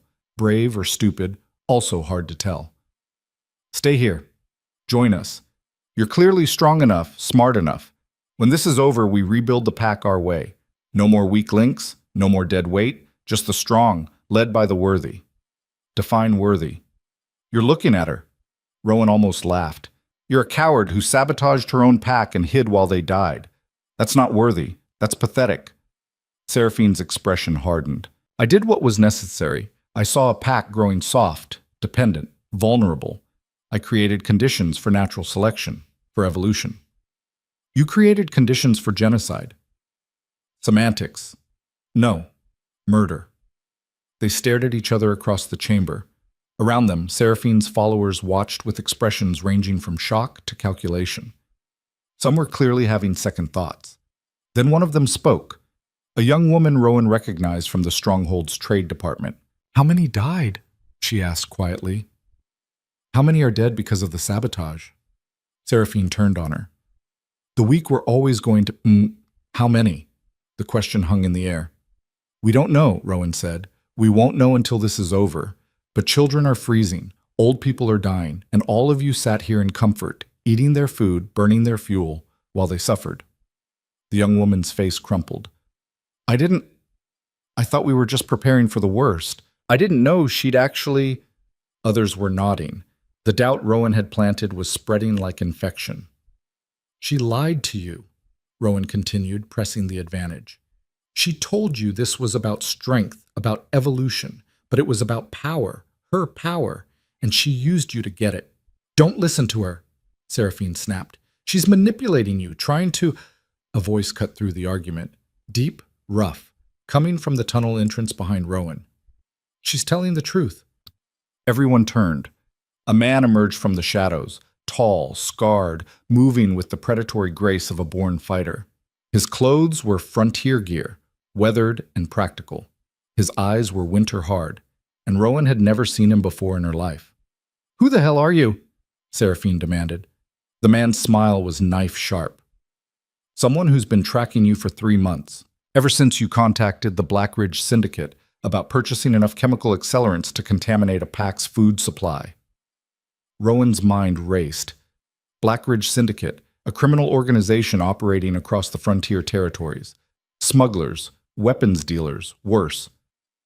"I don't know what you're talking about," Seraphine said, but her voice had lost its certainty. "Yeah, you do. You paid them $60,000 in trade goods. They kept records. I stole the records." He pulled out a datapad, tossing it to land at Seraphine's feet. "It's all there. Communications, payment schedules, delivery confirmation, everything."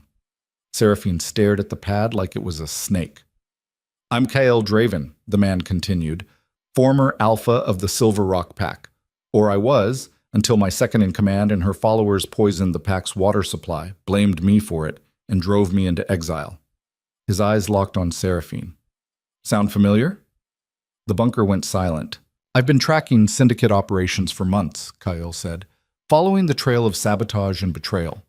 When I heard about your order, I started watching Thornridge. Figured I'd find another ambitious sociopath destroying a pack for personal gain." He looked at Rowan. "What I didn't expect to find was someone actually trying to stop it." "How long have you been here, Ibba?" Rowan asked.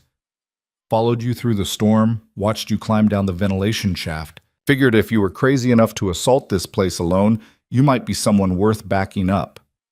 You could have helped earlier. You seemed to be handling it." His smile widened slightly. "Besides, I wanted to see if you'd actually pull the trigger on her." "Still might." "Fair." Seraphine's guards were looking at each other now, uncertainty spreading. The datapad lay on the floor like a lit bomb, its implications destroying the narrative she'd built. "Even if that's real," Seraphine said slowly, "it doesn't change the fundamental truth. The pack was weak. It needed a leader who gave a damn about them," Rowan interrupted. "Not a wannabe dictator playing God with people's lives." Movement exploded from 3 directions at once.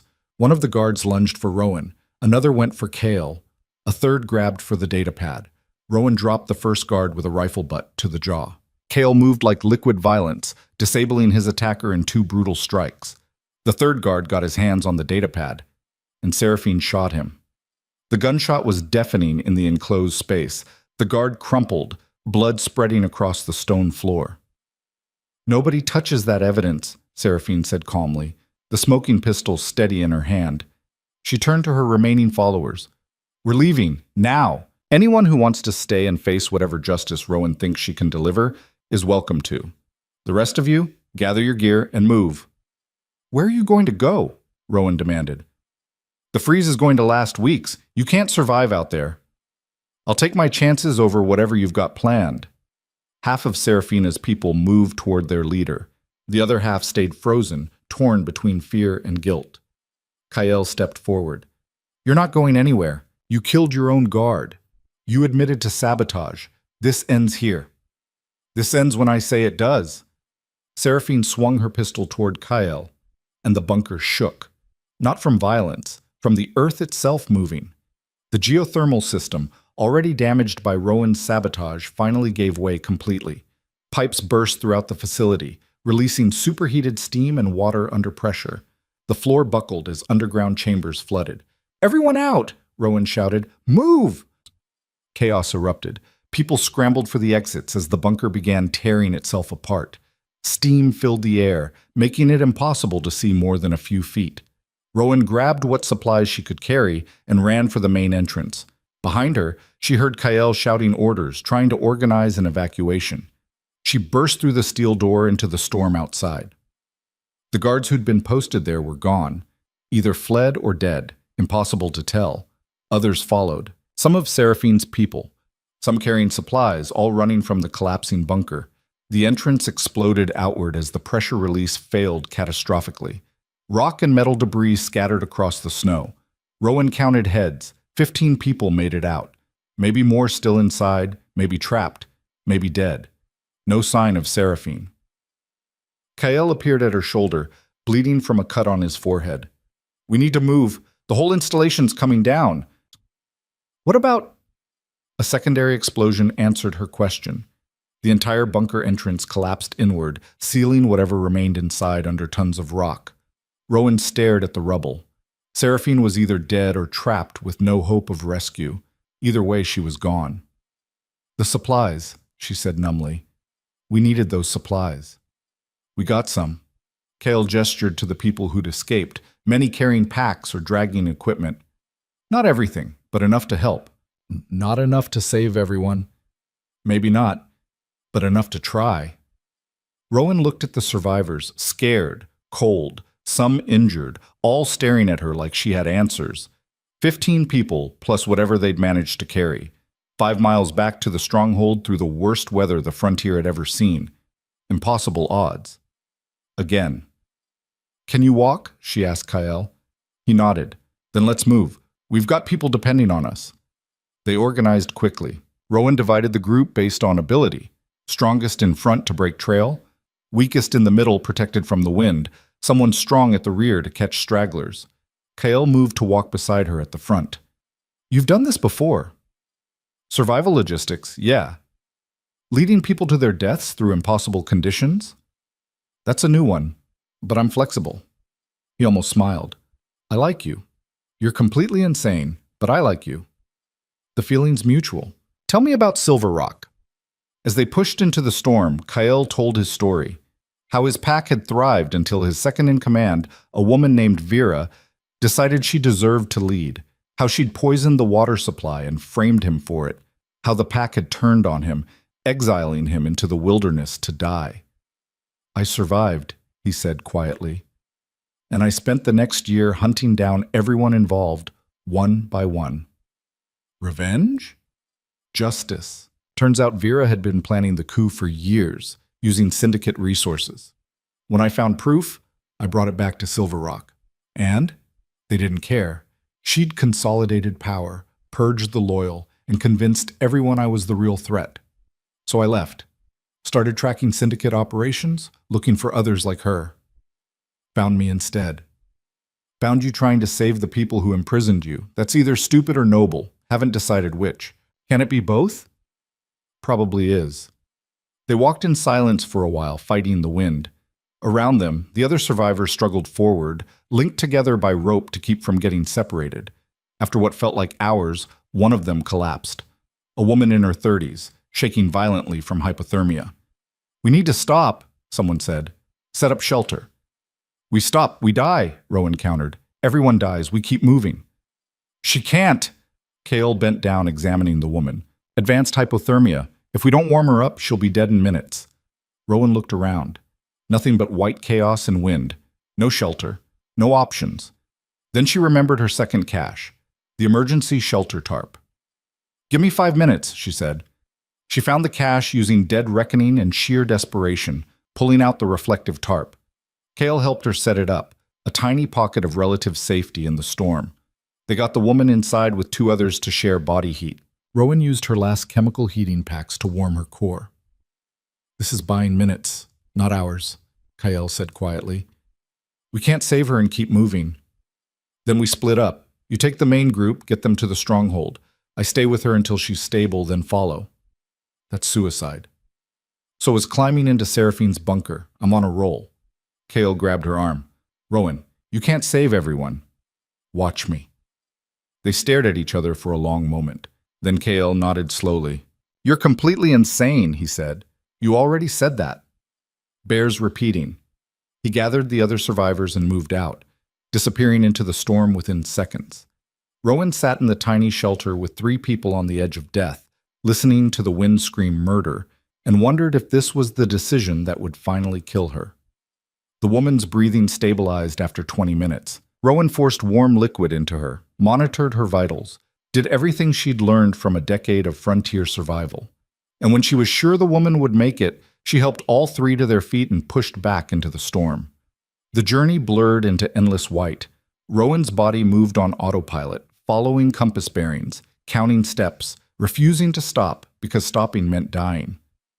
She lost track of time completely. Could have been hours, could have been days. Then, through the storm, she saw lights. The stronghold. Kyle had made it. They all had made it. Rowan pushed forward, dragging the 3 survivors with her. The massive doors opened and hands reached out, pulling them inside. Warmth. Voices. Someone wrapping blankets around her. She looked up and saw Kale's face, haggard but alive. "You did it," he said wonderingly. "You actually did it." "Did what?" "Saved us." Again. Rowan tried to respond, but her legs gave out. Strong arms caught her. Kale's arms, she realized distantly. "Easy," he said. "You're done. You can rest now." "The supplies, Marcus is distributing them. You got enough. Not everything we need, but enough." "Seraphine, dead, buried under tons of rock. It's over." Over. The word felt strange. Rowan let herself be carried to one of the warming stations. Around her, the pack moved with new energy. Hope where there had been despair.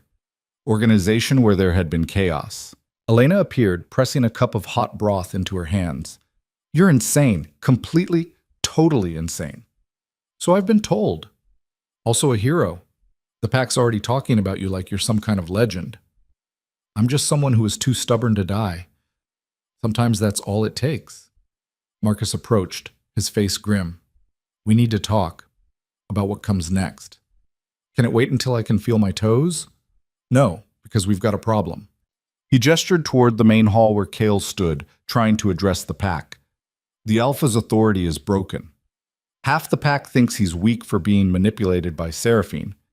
The other half blames him for not listening to you. Either way, his ability to lead is finished." "So what happens?" "Technically, the pack can call for new leadership. Alpha challenge. But in our current condition," Marcus shook his head, "it could tear us apart just when we need unity." Rowan looked across the hall at Kale. He met her eyes, and in that moment, she saw the truth. He knew. He knew his time as Alpha was over. The question was, what came next?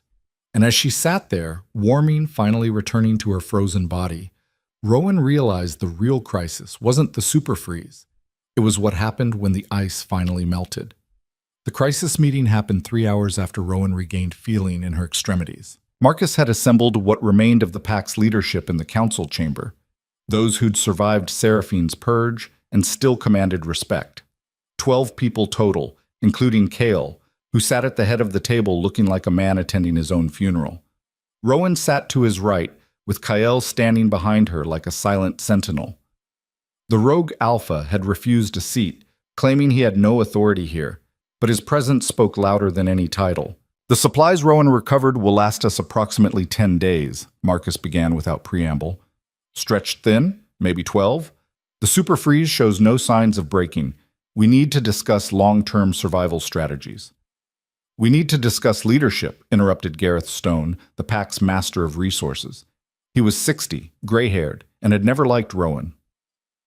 "The pack is in crisis, and our Alpha was manipulated by a traitor who nearly destroyed us all." "That raises questions." "What kind of questions?" Kale asked quietly. The kind that ask whether you're fit to continue leading. The room went silent. Everyone knew it was coming, but hearing it spoken aloud made it real. Kale met Gareth's eyes without flinching. You're right. I was manipulated. I ignored warnings. I imprisoned the one person trying to save us. My judgment was compromised and people died because of it. He stood, placing both hands flat on the table. I won't run from that. If the pack wants new leadership, I'll step aside. Murmurs around the table. Rowan studied their faces, some satisfied, some uncomfortable, all calculating. The problem, Sarah Kane said carefully, is timing. We're in the middle of a survival crisis. Alpha challenges during peacetime are brutal enough. During this? She shook her head. We'd be asking wolves to fight to the death when they can barely stand. Then what do you propose? Gareth demanded. Temporary emergency leadership.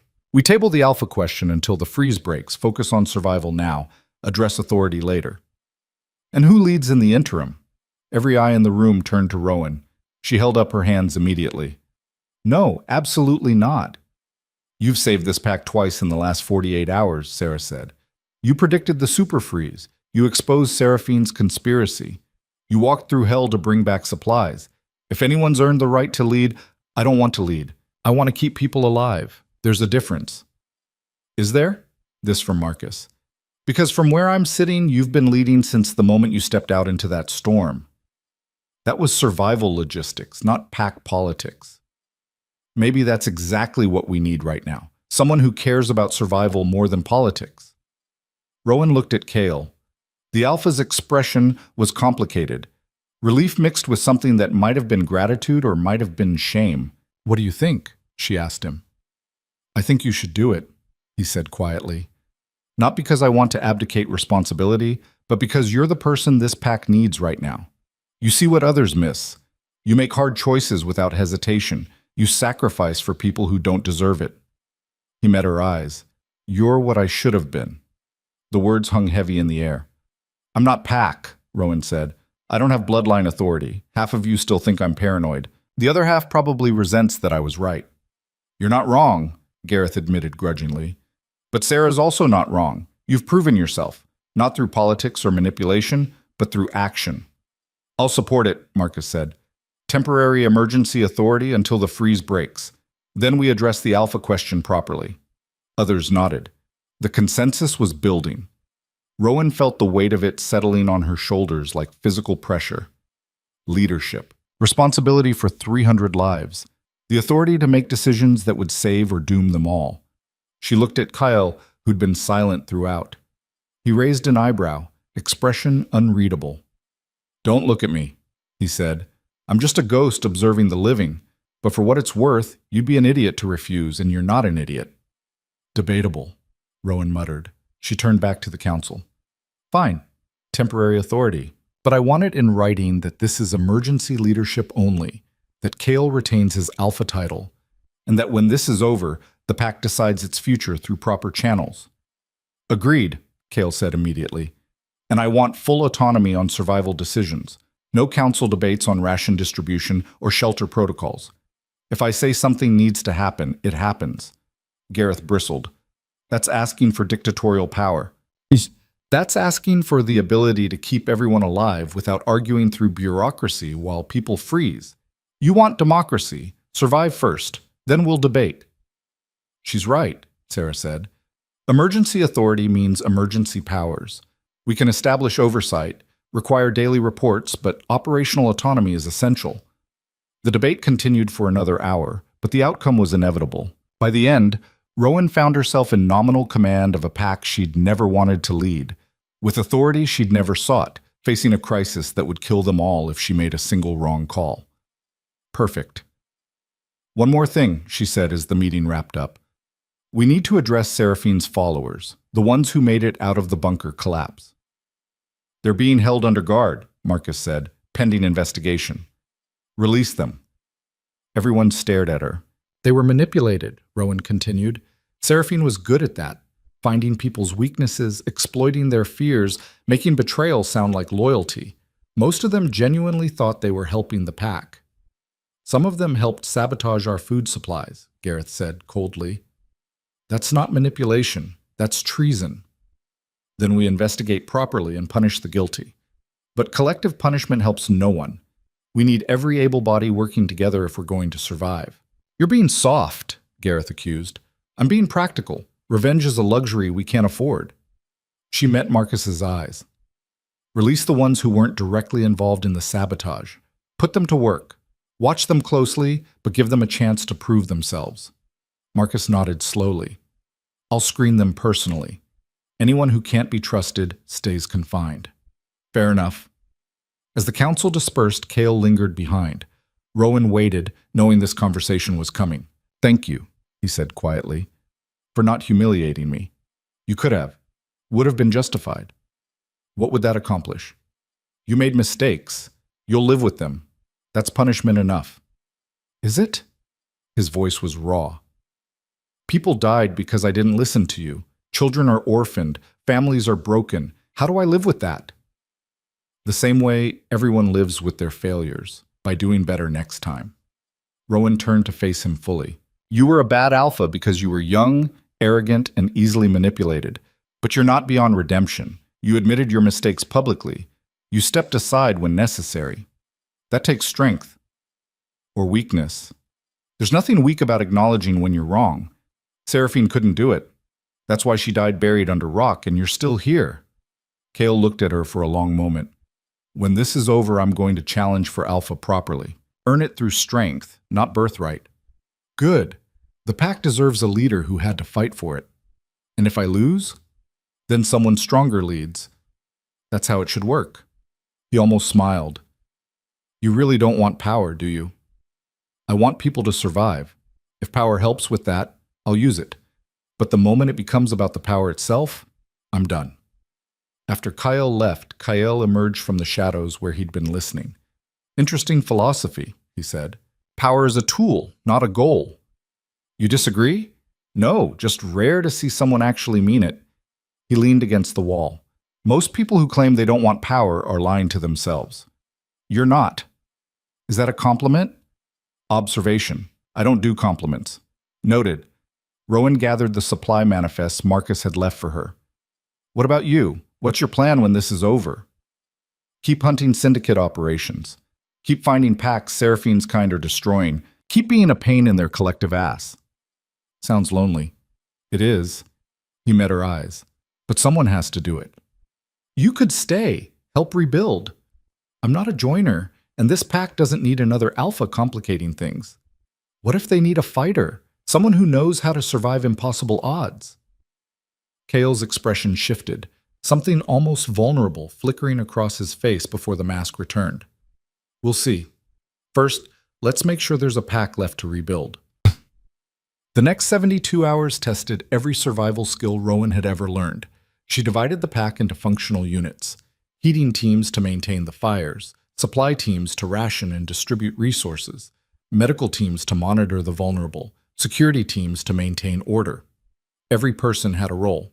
Every role was essential, and anyone who couldn't contribute was assigned to rest and recovery until they could. The stronghold became a machine of survival, every part working in brutal efficiency. But it wasn't enough. On the third day, they lost their first child to hypothermia. A little girl, maybe 6 years old, who'd been sick before the freeze and couldn't generate enough body heat to survive. She died wrapped in blankets near one of the fires, her mother holding her and screaming. Rowan stood in the hallway outside, fists clenched, fighting tears. Cale found her there. He didn't say anything, just stood beside her in silence. I did everything right, Rowan said finally. Rationed perfectly, optimized heating distribution, monitored everyone's vitals. Everything by the book, and she still died. Some people die no matter what you do. That's not failure, that's reality. She was 6 years old. I know. I should have, What? Magically created more heat? Conjured supplies from nothing? You're good, Rowan, but you're not a miracle worker. She turned on him. Then what good am I? What's the point of all this? The planning, the preparation, the sacrifice? If children still die? The point is the ones who live. The 299 people still breathing because you refuse to give up. That little girl's death is tragic, but it's one tragedy, not 300. That's what you accomplished. Rowan wanted to hit him, wanted to scream, wanted to do anything except accept that he was right. Instead, she went back to work. The funeral was held that evening. Simple, quick, necessary. They couldn't afford prolonged mourning. Every minute spent grieving was a minute not spent surviving. But as Rowan watched the mother's face, empty with loss, she made herself remember. This was what failure looked like. This was the cost of mistakes. She wouldn't let it happen again. On day 5, the outer walls began to crack. The temperature had dropped so low that the stone itself was contracting, creating fractures in the stronghold's structure. Marcus discovered it during a routine inspection, hairline cracks spreading through the eastern wall like frozen lightning. "How bad?" Rowan asked, studying the damage. "Bad. If the temperature drops any further, we could have a complete structural failure. The wall could collapse. Options? Reinforce from the inside, but we'd need timber or metal supports. We don't have enough." "What about the old mining tunnels? There were support beams down there." Marcus looked at her like she'd suggested mining the moon. "Those tunnels are unstable, haven't been maintained in decades. Anyone going down there is gambling with cave-ins. Anyone staying here is gambling with wall collapse. At least in the tunnels, we control the risk. You want to risk lives to maybe reinforce a wall that might not fail. I want to make sure we have options when it does fail." They assembled a team: Rowan, Cale, Marcus, and 4 volunteers. The descent into the mining tunnels was like entering another world, colder than the stronghold above, but eerily quiet. The wind couldn't reach down here. Their lights revealed a maze of passages carved a century ago, lined with timber supports that had somehow survived. Old-growth wood, hard as iron, perfect for reinforcement. "Start pulling beams," Rowan ordered.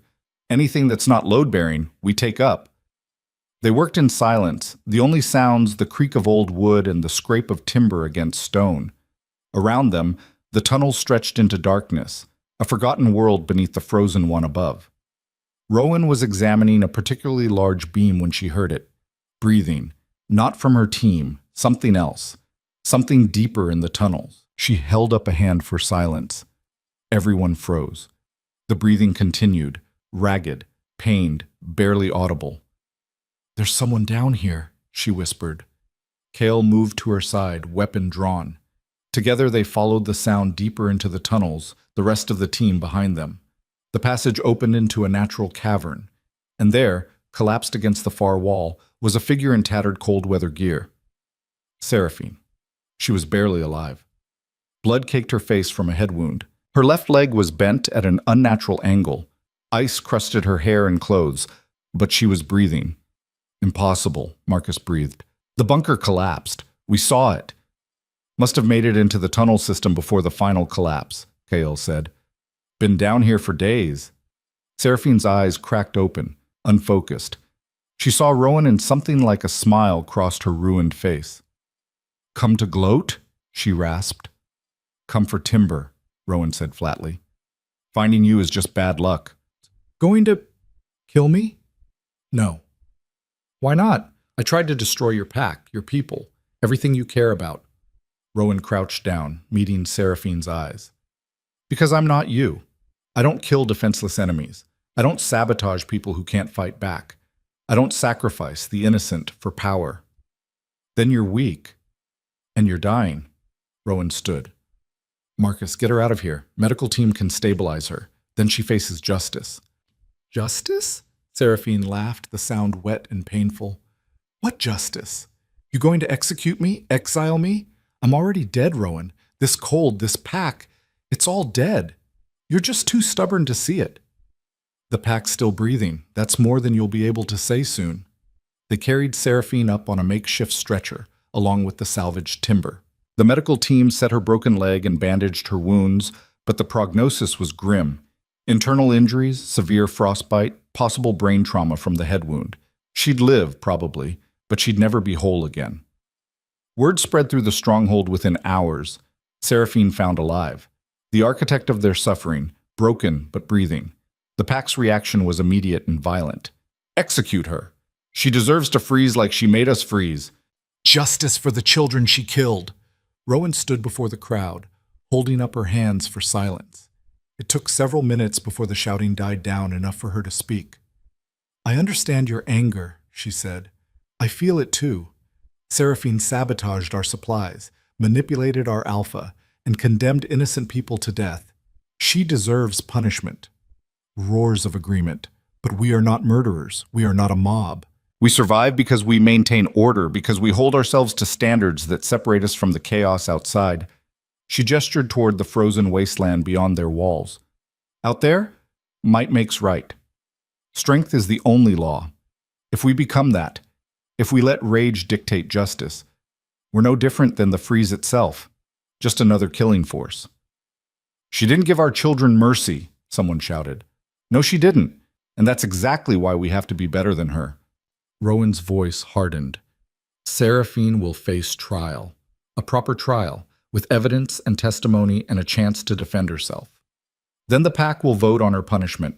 Not mob justice, not revenge, actual justice. And if we vote for execution, then she'll be executed. But it will be a decision made collectively, calmly, with full understanding of what it means. Not a lynching born from grief and rage. The crowd muttered, unsatisfied but unable to argue the logic. Gareth stepped forward. When does this trial happen? When the freeze breaks. When we're safe. When we can think clearly instead of reacting from fear. She could die before then. Then she dies. But on her own terms, not ours. It wasn't a satisfying answer, but it was the right one, and enough people recognized that to maintain order. The crowd dispersed slowly, anger simmering but controlled. Elena approached as the hall emptied. You're making enemies with that decision. I'm making the right decision. That's more important. Is it? Because the pack wanted blood. You denied them. That breeds resentment. Let them resent me. As long as they survive to do it, I'll sleep fine. On day 8, the eastern wall cracked completely. The sound was like a gunshot, echoing through the stronghold. A fracture 3 feet wide opened in the stone, spiderwebbing across the entire wall. Rowan was there within minutes, Marcus and a repair team behind her. The timber supports, she ordered.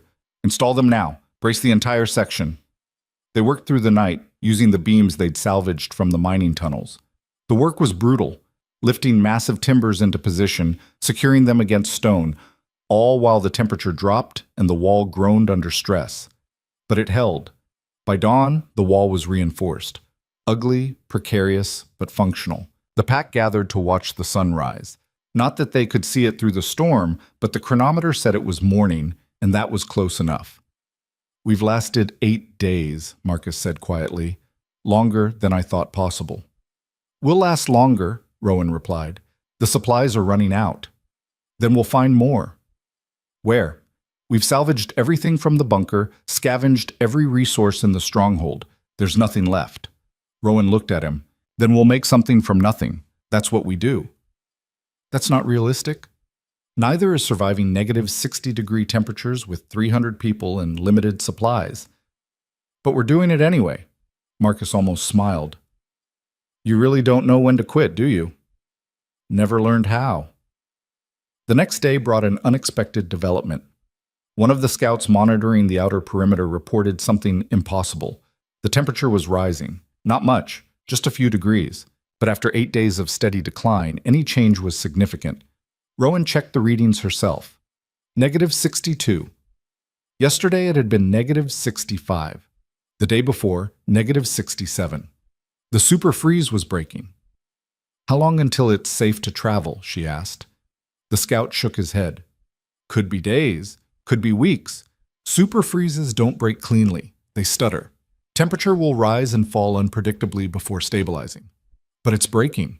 Yes? Eventually, Rowan felt something loosen in her chest. Hope. Actual, genuine hope. They were going to make it. She called an assembly that evening. The entire pack gathered in the main hall, faces gaunt from rationing, bodies weary from constant cold, but still alive. Still fighting. The temperature is rising, she announced. The super freeze is breaking. We're going to survive this. The reaction was subdued. People were too exhausted for celebration. But smiles appeared, hands clasped, hope spread like warmth. We still have hard days ahead, Rowan continued. The freeze won't end overnight. We need to maintain discipline, continue rationing, stay vigilant, but the worst is behind us. What happens when it ends? Someone asked. What happens to you? The question hung in the air. When it ends, you choose your alpha properly. Through tradition, through strength, through whatever means your culture demands. My authority was temporary. It expires when the emergency does. And if we want you to stay? Rowan looked at the crowd. 300 faces, each one a life she'd fought to preserve. People who'd scorned her, imprisoned her, left her to die. And people who'd supported her, believed in her, followed her into hell. That's not my decision to make, she said quietly. It's yours. As it should be. The assembly ended without resolution. The question of leadership would wait until survival was certain. On day 10, Kael found Rowan on the observation platform where this had all begun. Couldn't sleep? He asked. Too much thinking. About? What comes next, after the freeze? Kael leaned against the railing beside her. You've got options. Stay and lead, leave and rest, find a new pack, start over somewhere else. What would you do? I'd leave. But I'm not you. What's that mean? Means you actually care about these people. Despite everything they did to you, you still care. That kind of loyalty is rare. He paused. It's also dangerous because it makes you vulnerable to being hurt again. Speaking from experience? Always. They stood in silence, watching the storm. It was quieter now, still dangerous, but less apocalyptic. The wind had teeth, but they weren't as sharp. I'm leaving when this ends, Kael said quietly. Back to hunting syndicate operations. But I wanted you to know, if you ever need someone who understands what it's like to be betrayed by people you'd die for, I'll answer. Rowan looked at him.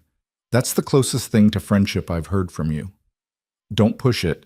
She smiled. Thank you for everything, for showing up when you did, for having my back when no one else would. You had your own back. I just watched. Liar. Fine. I helped a little. The moment stretched between them, something more than alliance, less than romance, but significant in ways neither wanted to examine too closely. Then Kael straightened. Temperature's rising faster, another 2 degrees since yesterday. How can you tell? The ice on the railing, it's starting to sublimate instead of accumulating. Rowan checked. He was right. The endless buildup of ice had stopped. Small victory, but real. We're going to make it, she said. Never doubted it. Liar? That too. On day 12, the superfreeze broke completely. The temperature rose to -40, then -30. The wind died to normal storm levels. Snow fell in flakes instead of walls. It was still deadly outside. Still dangerous. But survivable. The pack emerged from the stronghold in small groups, testing the new reality. Some cried. Some laughed. Some just stood in the snow, feeling the not quite as lethal cold and marveling that they'd lived through it.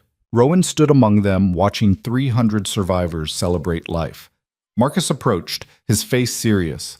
The council wants to meet. About leadership. Now? We just survived the worst crisis in pack history. Can't it wait? That's exactly why it can't wait. The pack needs to know what comes next, who leads, what structure we operate under. He paused. They want you to stay. As what? Alpha. They're going to ask you to challenge for it properly. Rowan closed her eyes. She'd known this was coming, but hearing it spoken made it real. And if I refuse? Then Kael challenges, probably wins, and we're back where we started, minus the sociopathic mate. There are others, Sarah, you, people who could lead. None of whom walked through a super freeze to save the pack. None of whom exposed a conspiracy and brought back supplies and held everything together when it should have fallen apart. Marcus met her eyes. You don't want power. That's exactly why you should have it. Before Rowan could respond, a commotion erupted near the main gates. Voices raised in alarm. Movement. Then someone shouting her name. She ran. The crowd parted to reveal 2 figures at the gate. Scouts, barely standing, covered in ice and blood. Raiders, one gasped. Coming from the south, armed, 40, maybe 50.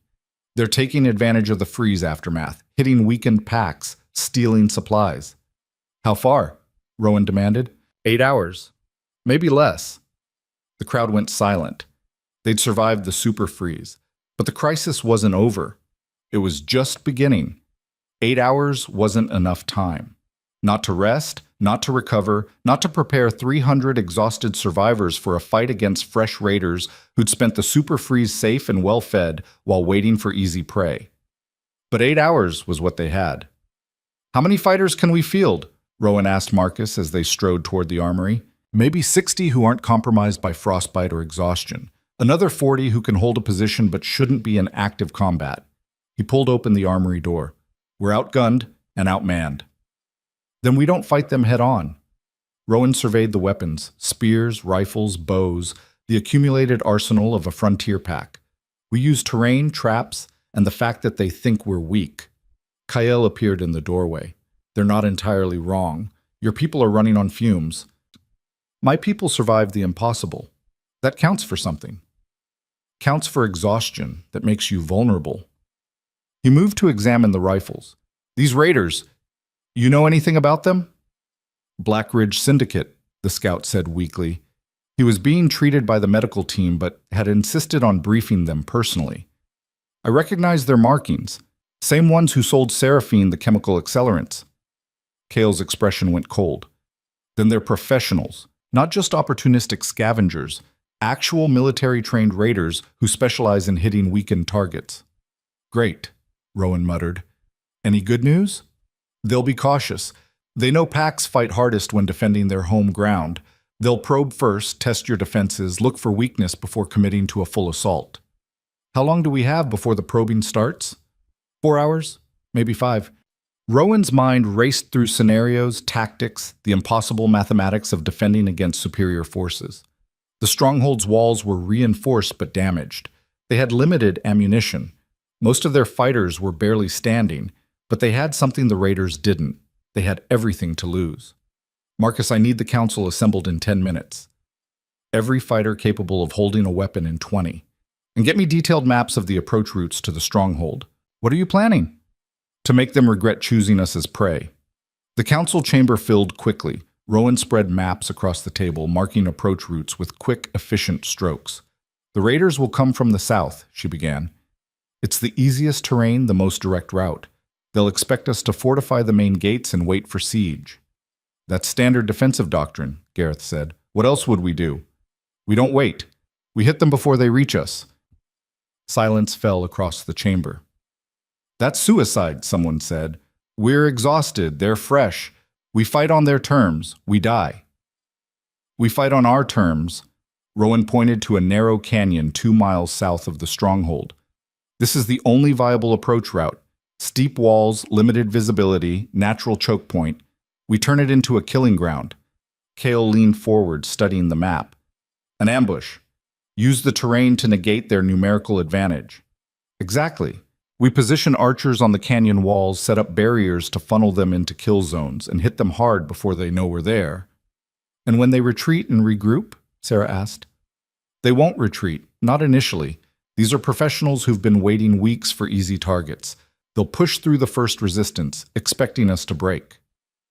Rowan met each council member's eyes. That's when we hit them with the second wave. Close quarters, brutal and fast, designed to create chaos and panic. You're gambling that we can break their morale before they break ours, Marcus said. Yes. And if we can't? Then we fall back to the stronghold and make them bleed for every inch of ground. But I don't plan to let it come to that. Kael spoke from his position against the wall. It could work.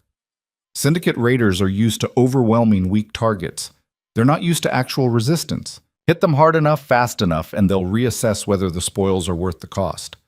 Or they'll get angry and commit fully to destroying us, Gareth countered, which is why the ambush has to be devastating, not just a setback, a massacre that makes them question everything. The council debated for another 15 minutes, but the conclusion was inevitable. They had no good options, only variations of desperate gambles. We do it, Kael said finally. Rowan's plan gives us the best chance. The vote was unanimous. Rowan assembled the fighters in the main hall, 60 frontline combatants and 40 support personnel. They looked like survivors of an apocalypse, which they were. Gaunt faces, hollow eyes, bodies pushed beyond normal limits. But they were standing, still fighting. I'm not going to pretend this will be easy, Rowan began. You're exhausted, you're depleted. You just survived something that should have killed us all. And now I'm asking you to fight again. Murmurs through the crowd. Not rebellion, just acknowledgement of the brutal truth. These raiders are counting on us being weak, being broken, being easy prey. She let that hang for a moment. They're wrong. Yes, we're tired. Yes, we're hurt. But we're also survivors of the worst super freeze in over a century. We walked through hell and came out the other side. These raiders? They sat safe somewhere while we suffered. They have no idea what we're capable of. They outnumber us 2-1, someone called out. They do. But we have something they don't. We're fighting for home, for pack, for the people we love who are sheltering behind these walls. Rowan's voice hardened. They're fighting for stolen supplies and easy money. That's not the same. That will never be the same. She could see it working, spine straightening, eyes focusing, exhaustion being pushed aside by purpose. We're going to hit them where they don't expect it, how they don't expect it. We're going to show them that Thornridge Pack doesn't break. We don't surrender. We don't die quietly. She raised her voice. We survived the super freeze. We'll survive this too. Who's with me? The response was a roar that shook the hall. 3 hours later, Rowan crouched on a narrow ledge overlooking the canyon, watching the southern approach through binoculars. Beside her, Cale checked his rifle for the third time. Movement. Half a mile out. Rowan adjusted her view. There. A line of figures moving through the snow. 47 raiders in military formation, armed with automatic weapons, moving with the confidence of professionals who'd done this before. She keyed her radio. All units, this is command. Enemy in sight. Hold positions until my signal. Acknowledgements crackled back. Marcus commanding the archers on the eastern wall. Sarah leading the close quarters team hidden in the rocks. Cale with the reserve force ready to reinforce wherever needed. The raiders entered the canyon, spreading into a loose formation designed to watch for ambush. Smart, experienced, but not smart enough. Rowan waited until they were fully committed, the entire force within the kill zone. Then she keyed the radio. Light them up. Arrows fell like rain from the canyon walls. Not the random scatter of panicked defenders, but controlled volleys from archers who'd trained their entire lives for frontier warfare. Raiders dropped, shouted commands, weapons came up, firing at the walls. And the close quarters teams hit from behind. Sarah's fighters emerged from concealed positions in the rocks, closing the trap. Spears and blades against rifles in tight spaces where shooting your own people was as likely as hitting the enemy. Chaos erupted. The raiders were good. They didn't break immediately. Their leader, a scarred woman with a mechanical eye, shouted orders that rallied her people into defensive positions. Fall back! Form defensive square! But Rowan had anticipated that. The barriers she'd ordered placed in the canyon weren't just obstacles. They were explosives. Chemical charges scavenged from the mining tunnels, placed strategically to create secondary kill zones. She triggered the first one remotely. The explosion shattered the defensive formation. Raiders scattered, organization breaking into survival instinct. Second wave, move in, Rowan commanded. Cale's reserve force hit from the north, cutting off the retreat path. Now the raiders were surrounded, fighting on all sides, taking casualties from enemies they couldn't see or predict. The scarred leader tried to rally them. Hold formation. Concentrate fire on... An arrow took her in the throat. She went down hard. Without their commander, the raiders broke. Some tried to fight. Others tried to run. Most just tried to survive. Rowan gave them 30 seconds of chaos. Then she triggered the final explosive charge. Not to kill, but to signal. The blast echoed through the canyon like thunder. Cease fire, she shouted into the radio. All units, cease fire. The shooting stopped. The sudden silence was almost worse than the noise had been. Rowan stood up on her ledge, fully visible now, rifle lowered but ready. You came here thinking we'd be easy prey, she called down. You were wrong. The surviving raiders, maybe 25 of them, stared up at her. Some wounded, all terrified. You have two choices, Rowan continued. Walk away now, leave your weapons, and never come back, or stay and die. Your leader's already dead. Your advantage is gone. This is your only chance to live. For a long moment, nobody moved. Then one raider dropped his rifle and ran. Another followed. Then 5 more. The rout was total. Within minutes, all surviving raiders were fleeing south, leaving their weapons and dead behind. Rowan watched them go, then keyed the radio.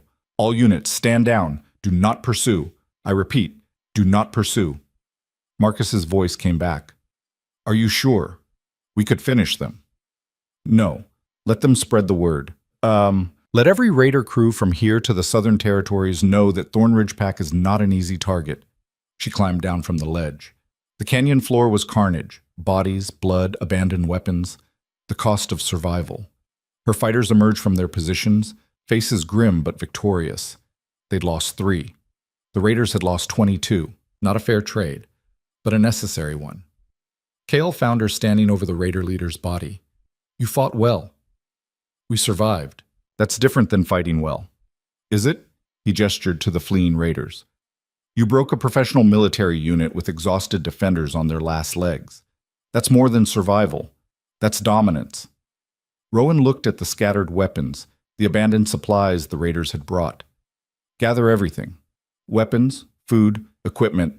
We can use all of it. As her fighters began salvage operations, Kale approached. That was brilliant, he said quietly. Brutal, but brilliant. It was necessary. It was leadership. He met her eyes. The pack sees that now. Everyone sees it. I did what anyone would do. No. You did what a true alpha does, made the hard choice, took the risk, and brought everyone home alive. He paused. The council is calling for a vote tonight, on permanent leadership. Kale, I'm withdrawing my claim, formally, publicly. His voice was steady, certain. I was born to this, but you earned it. There's a difference. Rowan wanted to argue, but the exhaustion was finally catching up. She'd been running on adrenaline and desperation for 12 days. Now, with the crisis finally over, her body was demanding payment. Can it wait until tomorrow? She asked. I can barely stand. No, the pack needs closure, needs to know what comes next. Kale's expression softened. But you don't have to stand for the ceremony. We can bring the council to you. That's not how it's done. Screw how it's done. You just saved us twice in 2 weeks. If anyone's earned the right to sit down during a ceremony, it's you. Despite everything, Rowan smiled. You're learning. I'm trying.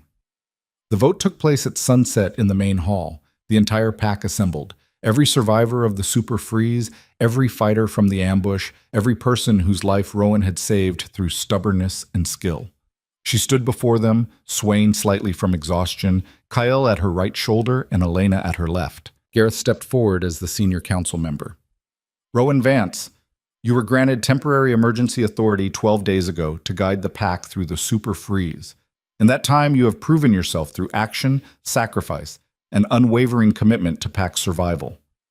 The crisis has ended, he continued.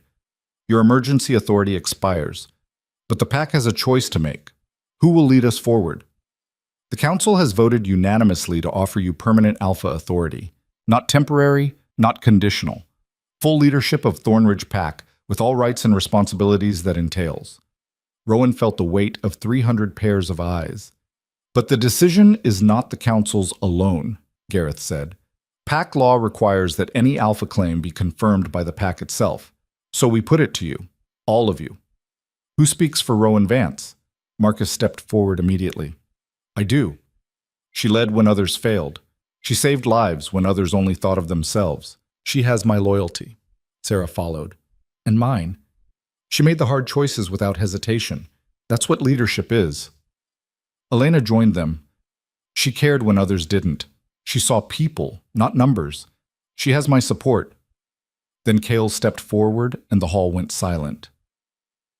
I was born to lead, he said quietly. Raised for it, trained for it, given every advantage. He paused. And I failed. I let pride blind me, let manipulation guide me, let my people suffer because I was too weak to admit I was wrong. Rowan Vance had none of those advantages, no bloodline, no training, no authority, just knowledge, courage, and an absolute refusal to give up on people who'd given up on her. His voice strengthened. That's not just leadership. That's what Alpha should mean. She has my loyalty, completely, without reservation. One by one, pack members stepped forward, fighters who'd followed her into battle, families she'd kept fed during the freeze, children she'd saved from hypothermia, The tide became a wave, became an overwhelming flood of support. When the last person had spoken, Gareth turned to Rowan. The pack has spoken. Do you accept Alpha authority over Thornridge?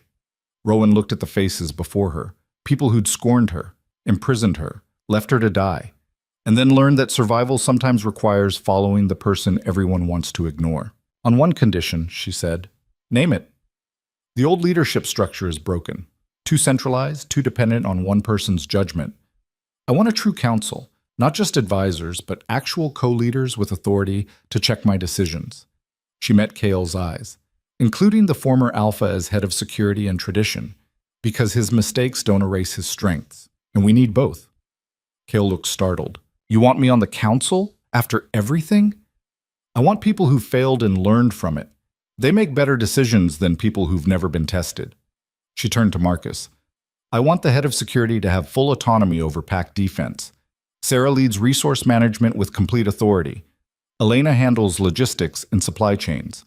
She continued naming positions, distributing power instead of hoarding it, building a structure designed to prevent any single person from nearly destroying them again. When she finished, Gareth was almost smiling. That's not traditional. Traditional almost got us killed. I'm done with traditional. The council accepts these terms, Marcus said. Does the pack? The roar of approval shook the walls. Gareth raised his hand for silence. Then by pack law, by council vote, and by unanimous consent, I declare Rowan Vance as Alpha of Thornridge Pack. May she lead with wisdom, courage, and the strength she's already proven. The ceremonial words felt strange. Rowan had never wanted this, never sought power, never craved authority. But standing there, looking at people she'd kept alive through sheer stubborn refusal to accept defeat, she felt something shift. Not desire for power, but acceptance of responsibility.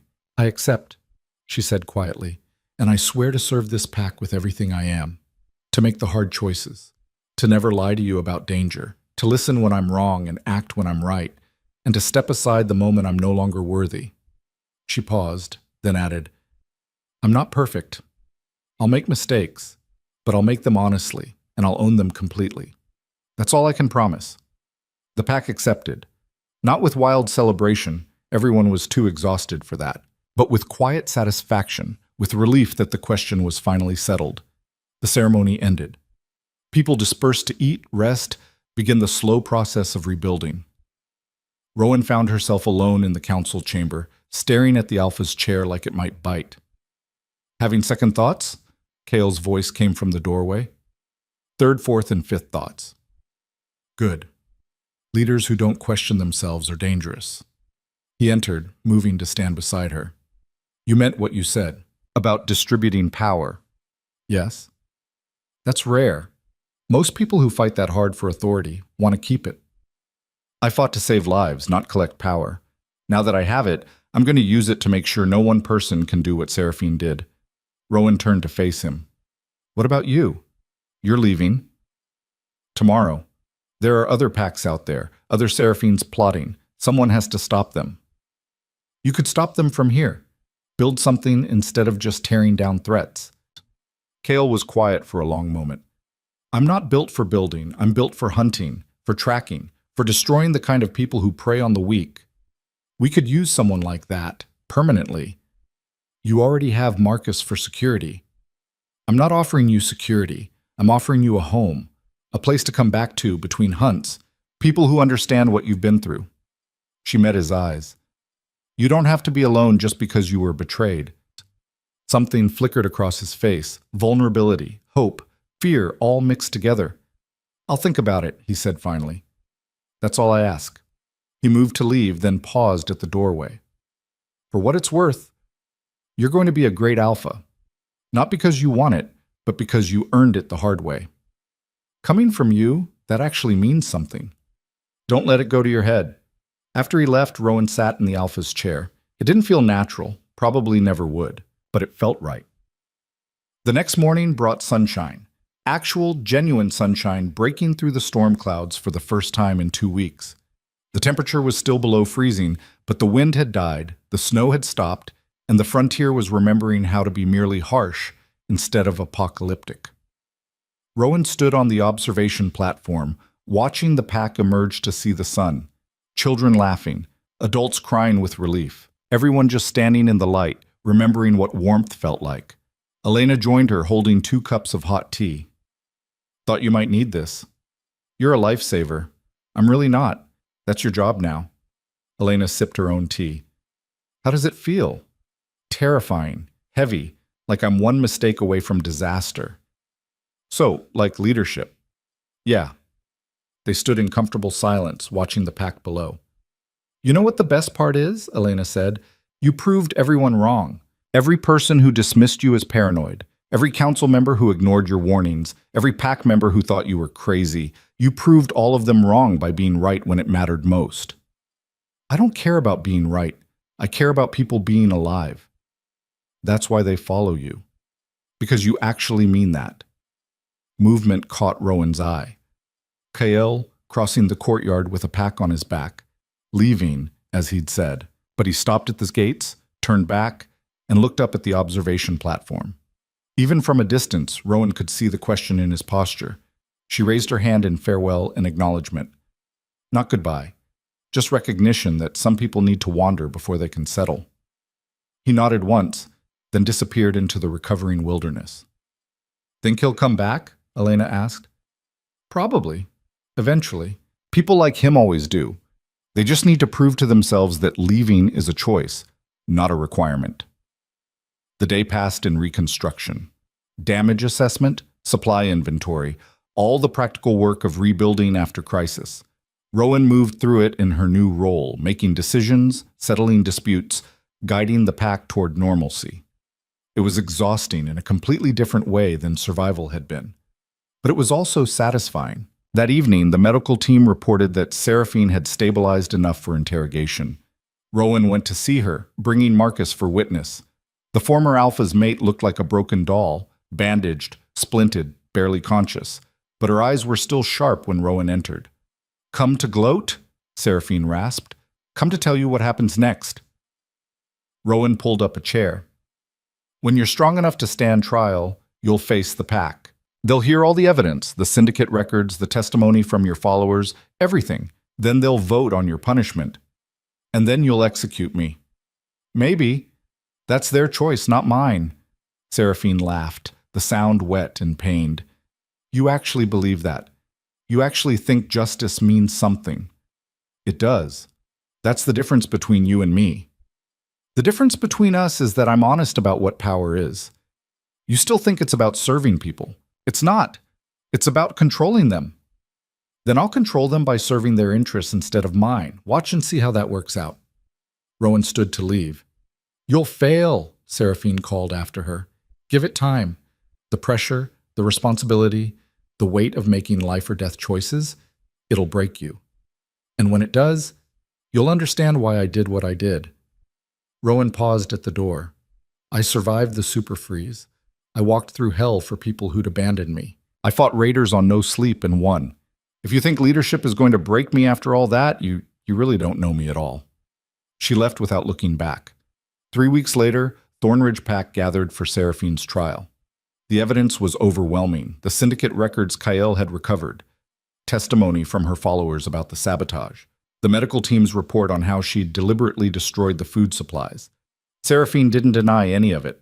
I did what was necessary, she said from her wheelchair, legs still in a cast. The pack was weak. I made it strong. You killed innocent people, Sarah countered.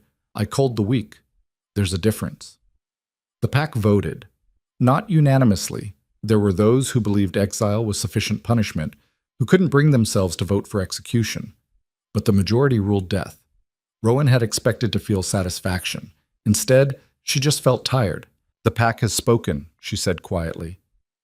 Seraphine Ashford, you are sentenced to death by exposure.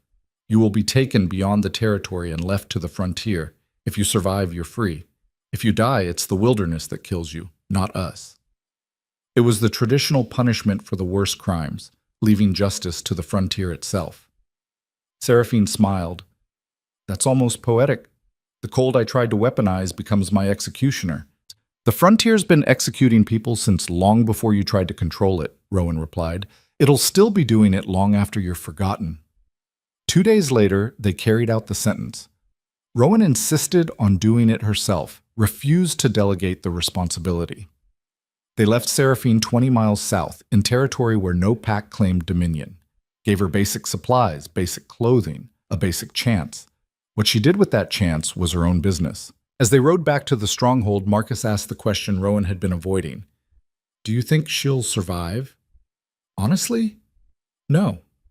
But that's between her and the frontier now. You're more merciful than she deserved. Maybe. But mercy is what separates us from people like her. I won't lose that just because it's inconvenient. Spring came slowly to the frontier that year. The super freeze had damaged the ecosystem in ways that would take years to fully heal. But life persisted, as it always did. Thornridge Pack rebuilt. Stronger walls, better supply systems, distributed leadership that prevented any single point of failure. And under Rowan's guidance, they thrived. Other packs heard the story. The analyst who'd predicted disaster, been imprisoned for it, and then saved everyone despite their betrayal. The legend spread across the frontier territories. Offers came, alliances, trade agreements, marriage proposals, which Rowan declined with varying degrees of politeness. She had work to do. 6 months after the super freeze, Kyle returned. Rowan was reviewing supply manifests when Elena burst into her office. You have a visitor, says you're expecting him, though I know for a fact you're not. Rowan looked up. Who? Kale walked in, looking exactly the same except for a new scar across his jaw. Told you I'd think about it, he said. Rowan felt something warm bloom in her chest. And? Turns out hunting syndicate operations is lonely work, and I'm tired of being alone. He paused. If the offer's still open. What offer? Home. A place to come back to. People who understand. Rowan stood, moving around the desk. The offer's open, but I should warn you, we've got a council now. Distributed leadership. You'd have to actually work with others instead of lone wolfing every mission. I can work with others. I just prefer not to. Not good enough. If you're joining this pack, you're joining the new structure. That means cooperation, transparency, and accepting when your ideas get outvoted. Kale studied her for a long moment. Then he smiled, genuine, warm, something she'd never seen from him before. You really have changed this place. I'm trying, still a work in progress. Aren't we all? He extended his hand. All right, I'm in. Official pack member, council position if you'll have me, the whole thing. Rowan shook his hand. Welcome home. Feels weird saying this, but it's good to be home. That night, the pack gathered for a celebration. Not of victory, they'd had enough of those. Just of survival, of community, of making it through the darkness into something better. Rowan stood on the observation platform where this had all begun, looking down at her pack, her people, her responsibility. Kyle joined her, holding 2 cups of something that definitely wasn't just tea. To surviving, he said, raising his cup. To more than surviving, Rowan countered, to building something worth surviving for. They drank. I've been thinking, Kale said quietly, about what you said during the crisis, about leaders who've failed being better than those who haven't been tested. Still believe that. I know, and I'm grateful for it, because it means I get to learn, to grow, to become the leader I should have been from the beginning. He met her eyes. Thank you for not giving up on me, even when I gave you every reason to. You made mistakes, but you owned them. That counts for a lot. Does it count enough? We'll find out. Leadership's not a destination. It's a constant test. We both fail sometimes. The key is failing forward instead of just failing. Failing forward, Kale repeated. I like that. They stood in comfortable silence, watching the pack below. Families laughing, children playing, people living instead of just surviving. You know what the best part is? Kale said. 6 months ago, I would have seen this gathering as a political necessity, a performance to maintain authority. Now I see it for what it is, people being happy, together, safe. That's growth. It's your influence. It's you learning to see people instead of assets. Rowan smiled. Keep that perspective and you'll be a great alpha someday. I thought you were the alpha now. I am, But leadership's not forever. Someday I'll step aside, and whoever comes next needs to be ready. Could be you. Could be someone we haven't met yet. Either way, we build the foundation now so the future has something solid to stand on. Down below, Elena was organizing some kind of game that involved children trying to knock adults into snowdrifts. Laughter echoed through the stronghold. They're happy, Kale observed. Actually, genuinely happy. When was the last time you saw that? Before Seraphine. Maybe before my time entirely. Rowan felt satisfaction settle deep in her bones. We did that. Built something worth protecting instead of just protecting what we had. You did that. I'm just learning from your example. We did that, Rowan insisted. All of us. Together. That's what makes it worth something. Commotion near the gates drew their attention. Riders approaching, a diplomatic delegation from Medical Valley Pack. Duty calls, Rowan said, setting down her cup. Time to be alpha again. Want company? Always. They descended together, leader and student, alpha and former alpha, two people who'd learned that strength wasn't about never falling. It was about getting back up and building something better from the wreckage.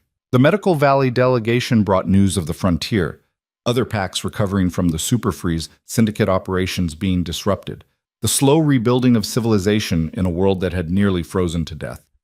And they brought something else. Recognition. The Frontier Council has voted, their leader said formally. Thorn Ridge Pack is hereby elevated to Guardian Pack status, with all rights and responsibilities that entails.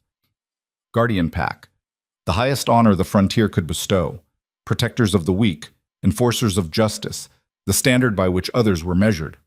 We don't deserve that, Rowan said immediately. You survived the worst super freeze in recorded history with minimal casualties.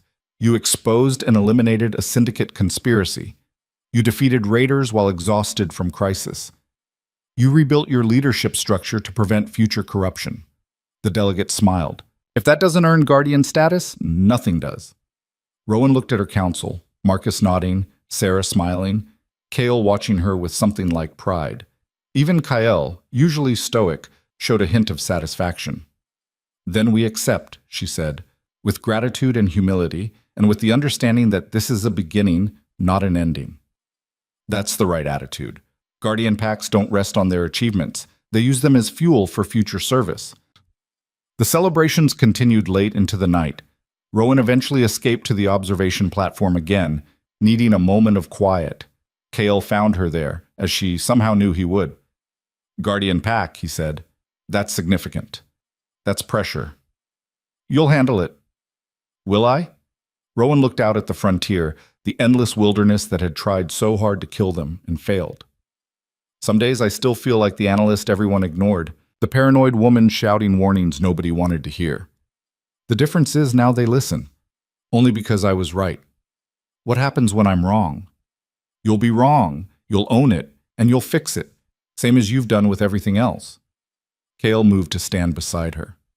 Being a leader doesn't mean being perfect. It means being honest about your imperfections and pushing forward anyway. When did you become wise?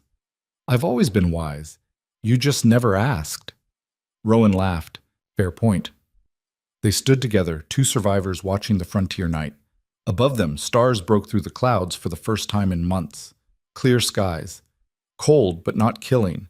The world remembering how to be livable. I'm glad you came back, Rowan said quietly. I'm glad you gave me something worth coming back to. What happens now? We just keep building? Keep growing? Keep trying to make the frontier a little less lethal? That's exactly what we do. One day at a time, one decision at a time, one saved life at a time. Kyle paused. It's not glamorous, but it's worth doing. Yeah, Rowan agreed. It is.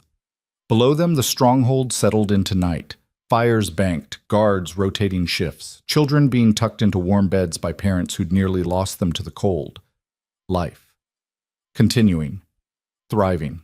All because one stubborn woman had refused to accept that disaster was inevitable, that warning should be ignored, that survival meant abandoning the weak. Rowan Vance had been right about the super freeze, but more importantly, she'd been right about something deeper. That strength wasn't about ruling through fear or culling the vulnerable. It was about building systems that protected everyone, even when that was harder than the alternative, especially when it was harder. Come on, Kale said, breaking the comfortable silence. Council meeting in the morning. You should sleep. In a minute. I just want to stand here and remember what we survived. And what you built from it. What we built. All of us. Fine. What we built. He smiled. But you're still the one who made it possible. Rowan let herself accept that. Not with pride or arrogance, but with quiet satisfaction. She'd done something that mattered, changed lives, saved people who'd given up on themselves. That was enough. More than enough. As she turned to head inside, a wolf howled in the distant wilderness, the sound carrying across the frozen landscape like a promise. Life enduring, persisting, thriving against all odds. The frontier would always be harsh, would always test those who called it home, would always demand strength, courage, and the willingness to make impossible choices. But it wouldn't break them, not today, not ever. Because Thornridge Pack had learned the most important lesson the frontier could teach, that survival wasn't about being the strongest or the most ruthless. It was about being the most stubborn, the most loyal, and the most willing to stand up when everything said you should stay down. Rowan Vance had been cast aside, imprisoned, left to die. And she'd come back stronger, bringing salvation in her wake. The pack that had scorned her now called her Alpha. The people who'd ignored her warnings now hung on her every word. The woman they'd tried to destroy had become the foundation on which they rebuilt their world. That wasn't revenge, that was justice. And deep in the frozen frontier, in a stronghold that had survived the impossible, a new order rose from the ice, forged in betrayal, tested by catastrophe, and sealed by the courage of someone who'd refused to let anyone die alone. The super freeze had ended, but the legend of Rowan Vance, the Alpha who walked through hell and brought everyone home, was just beginning.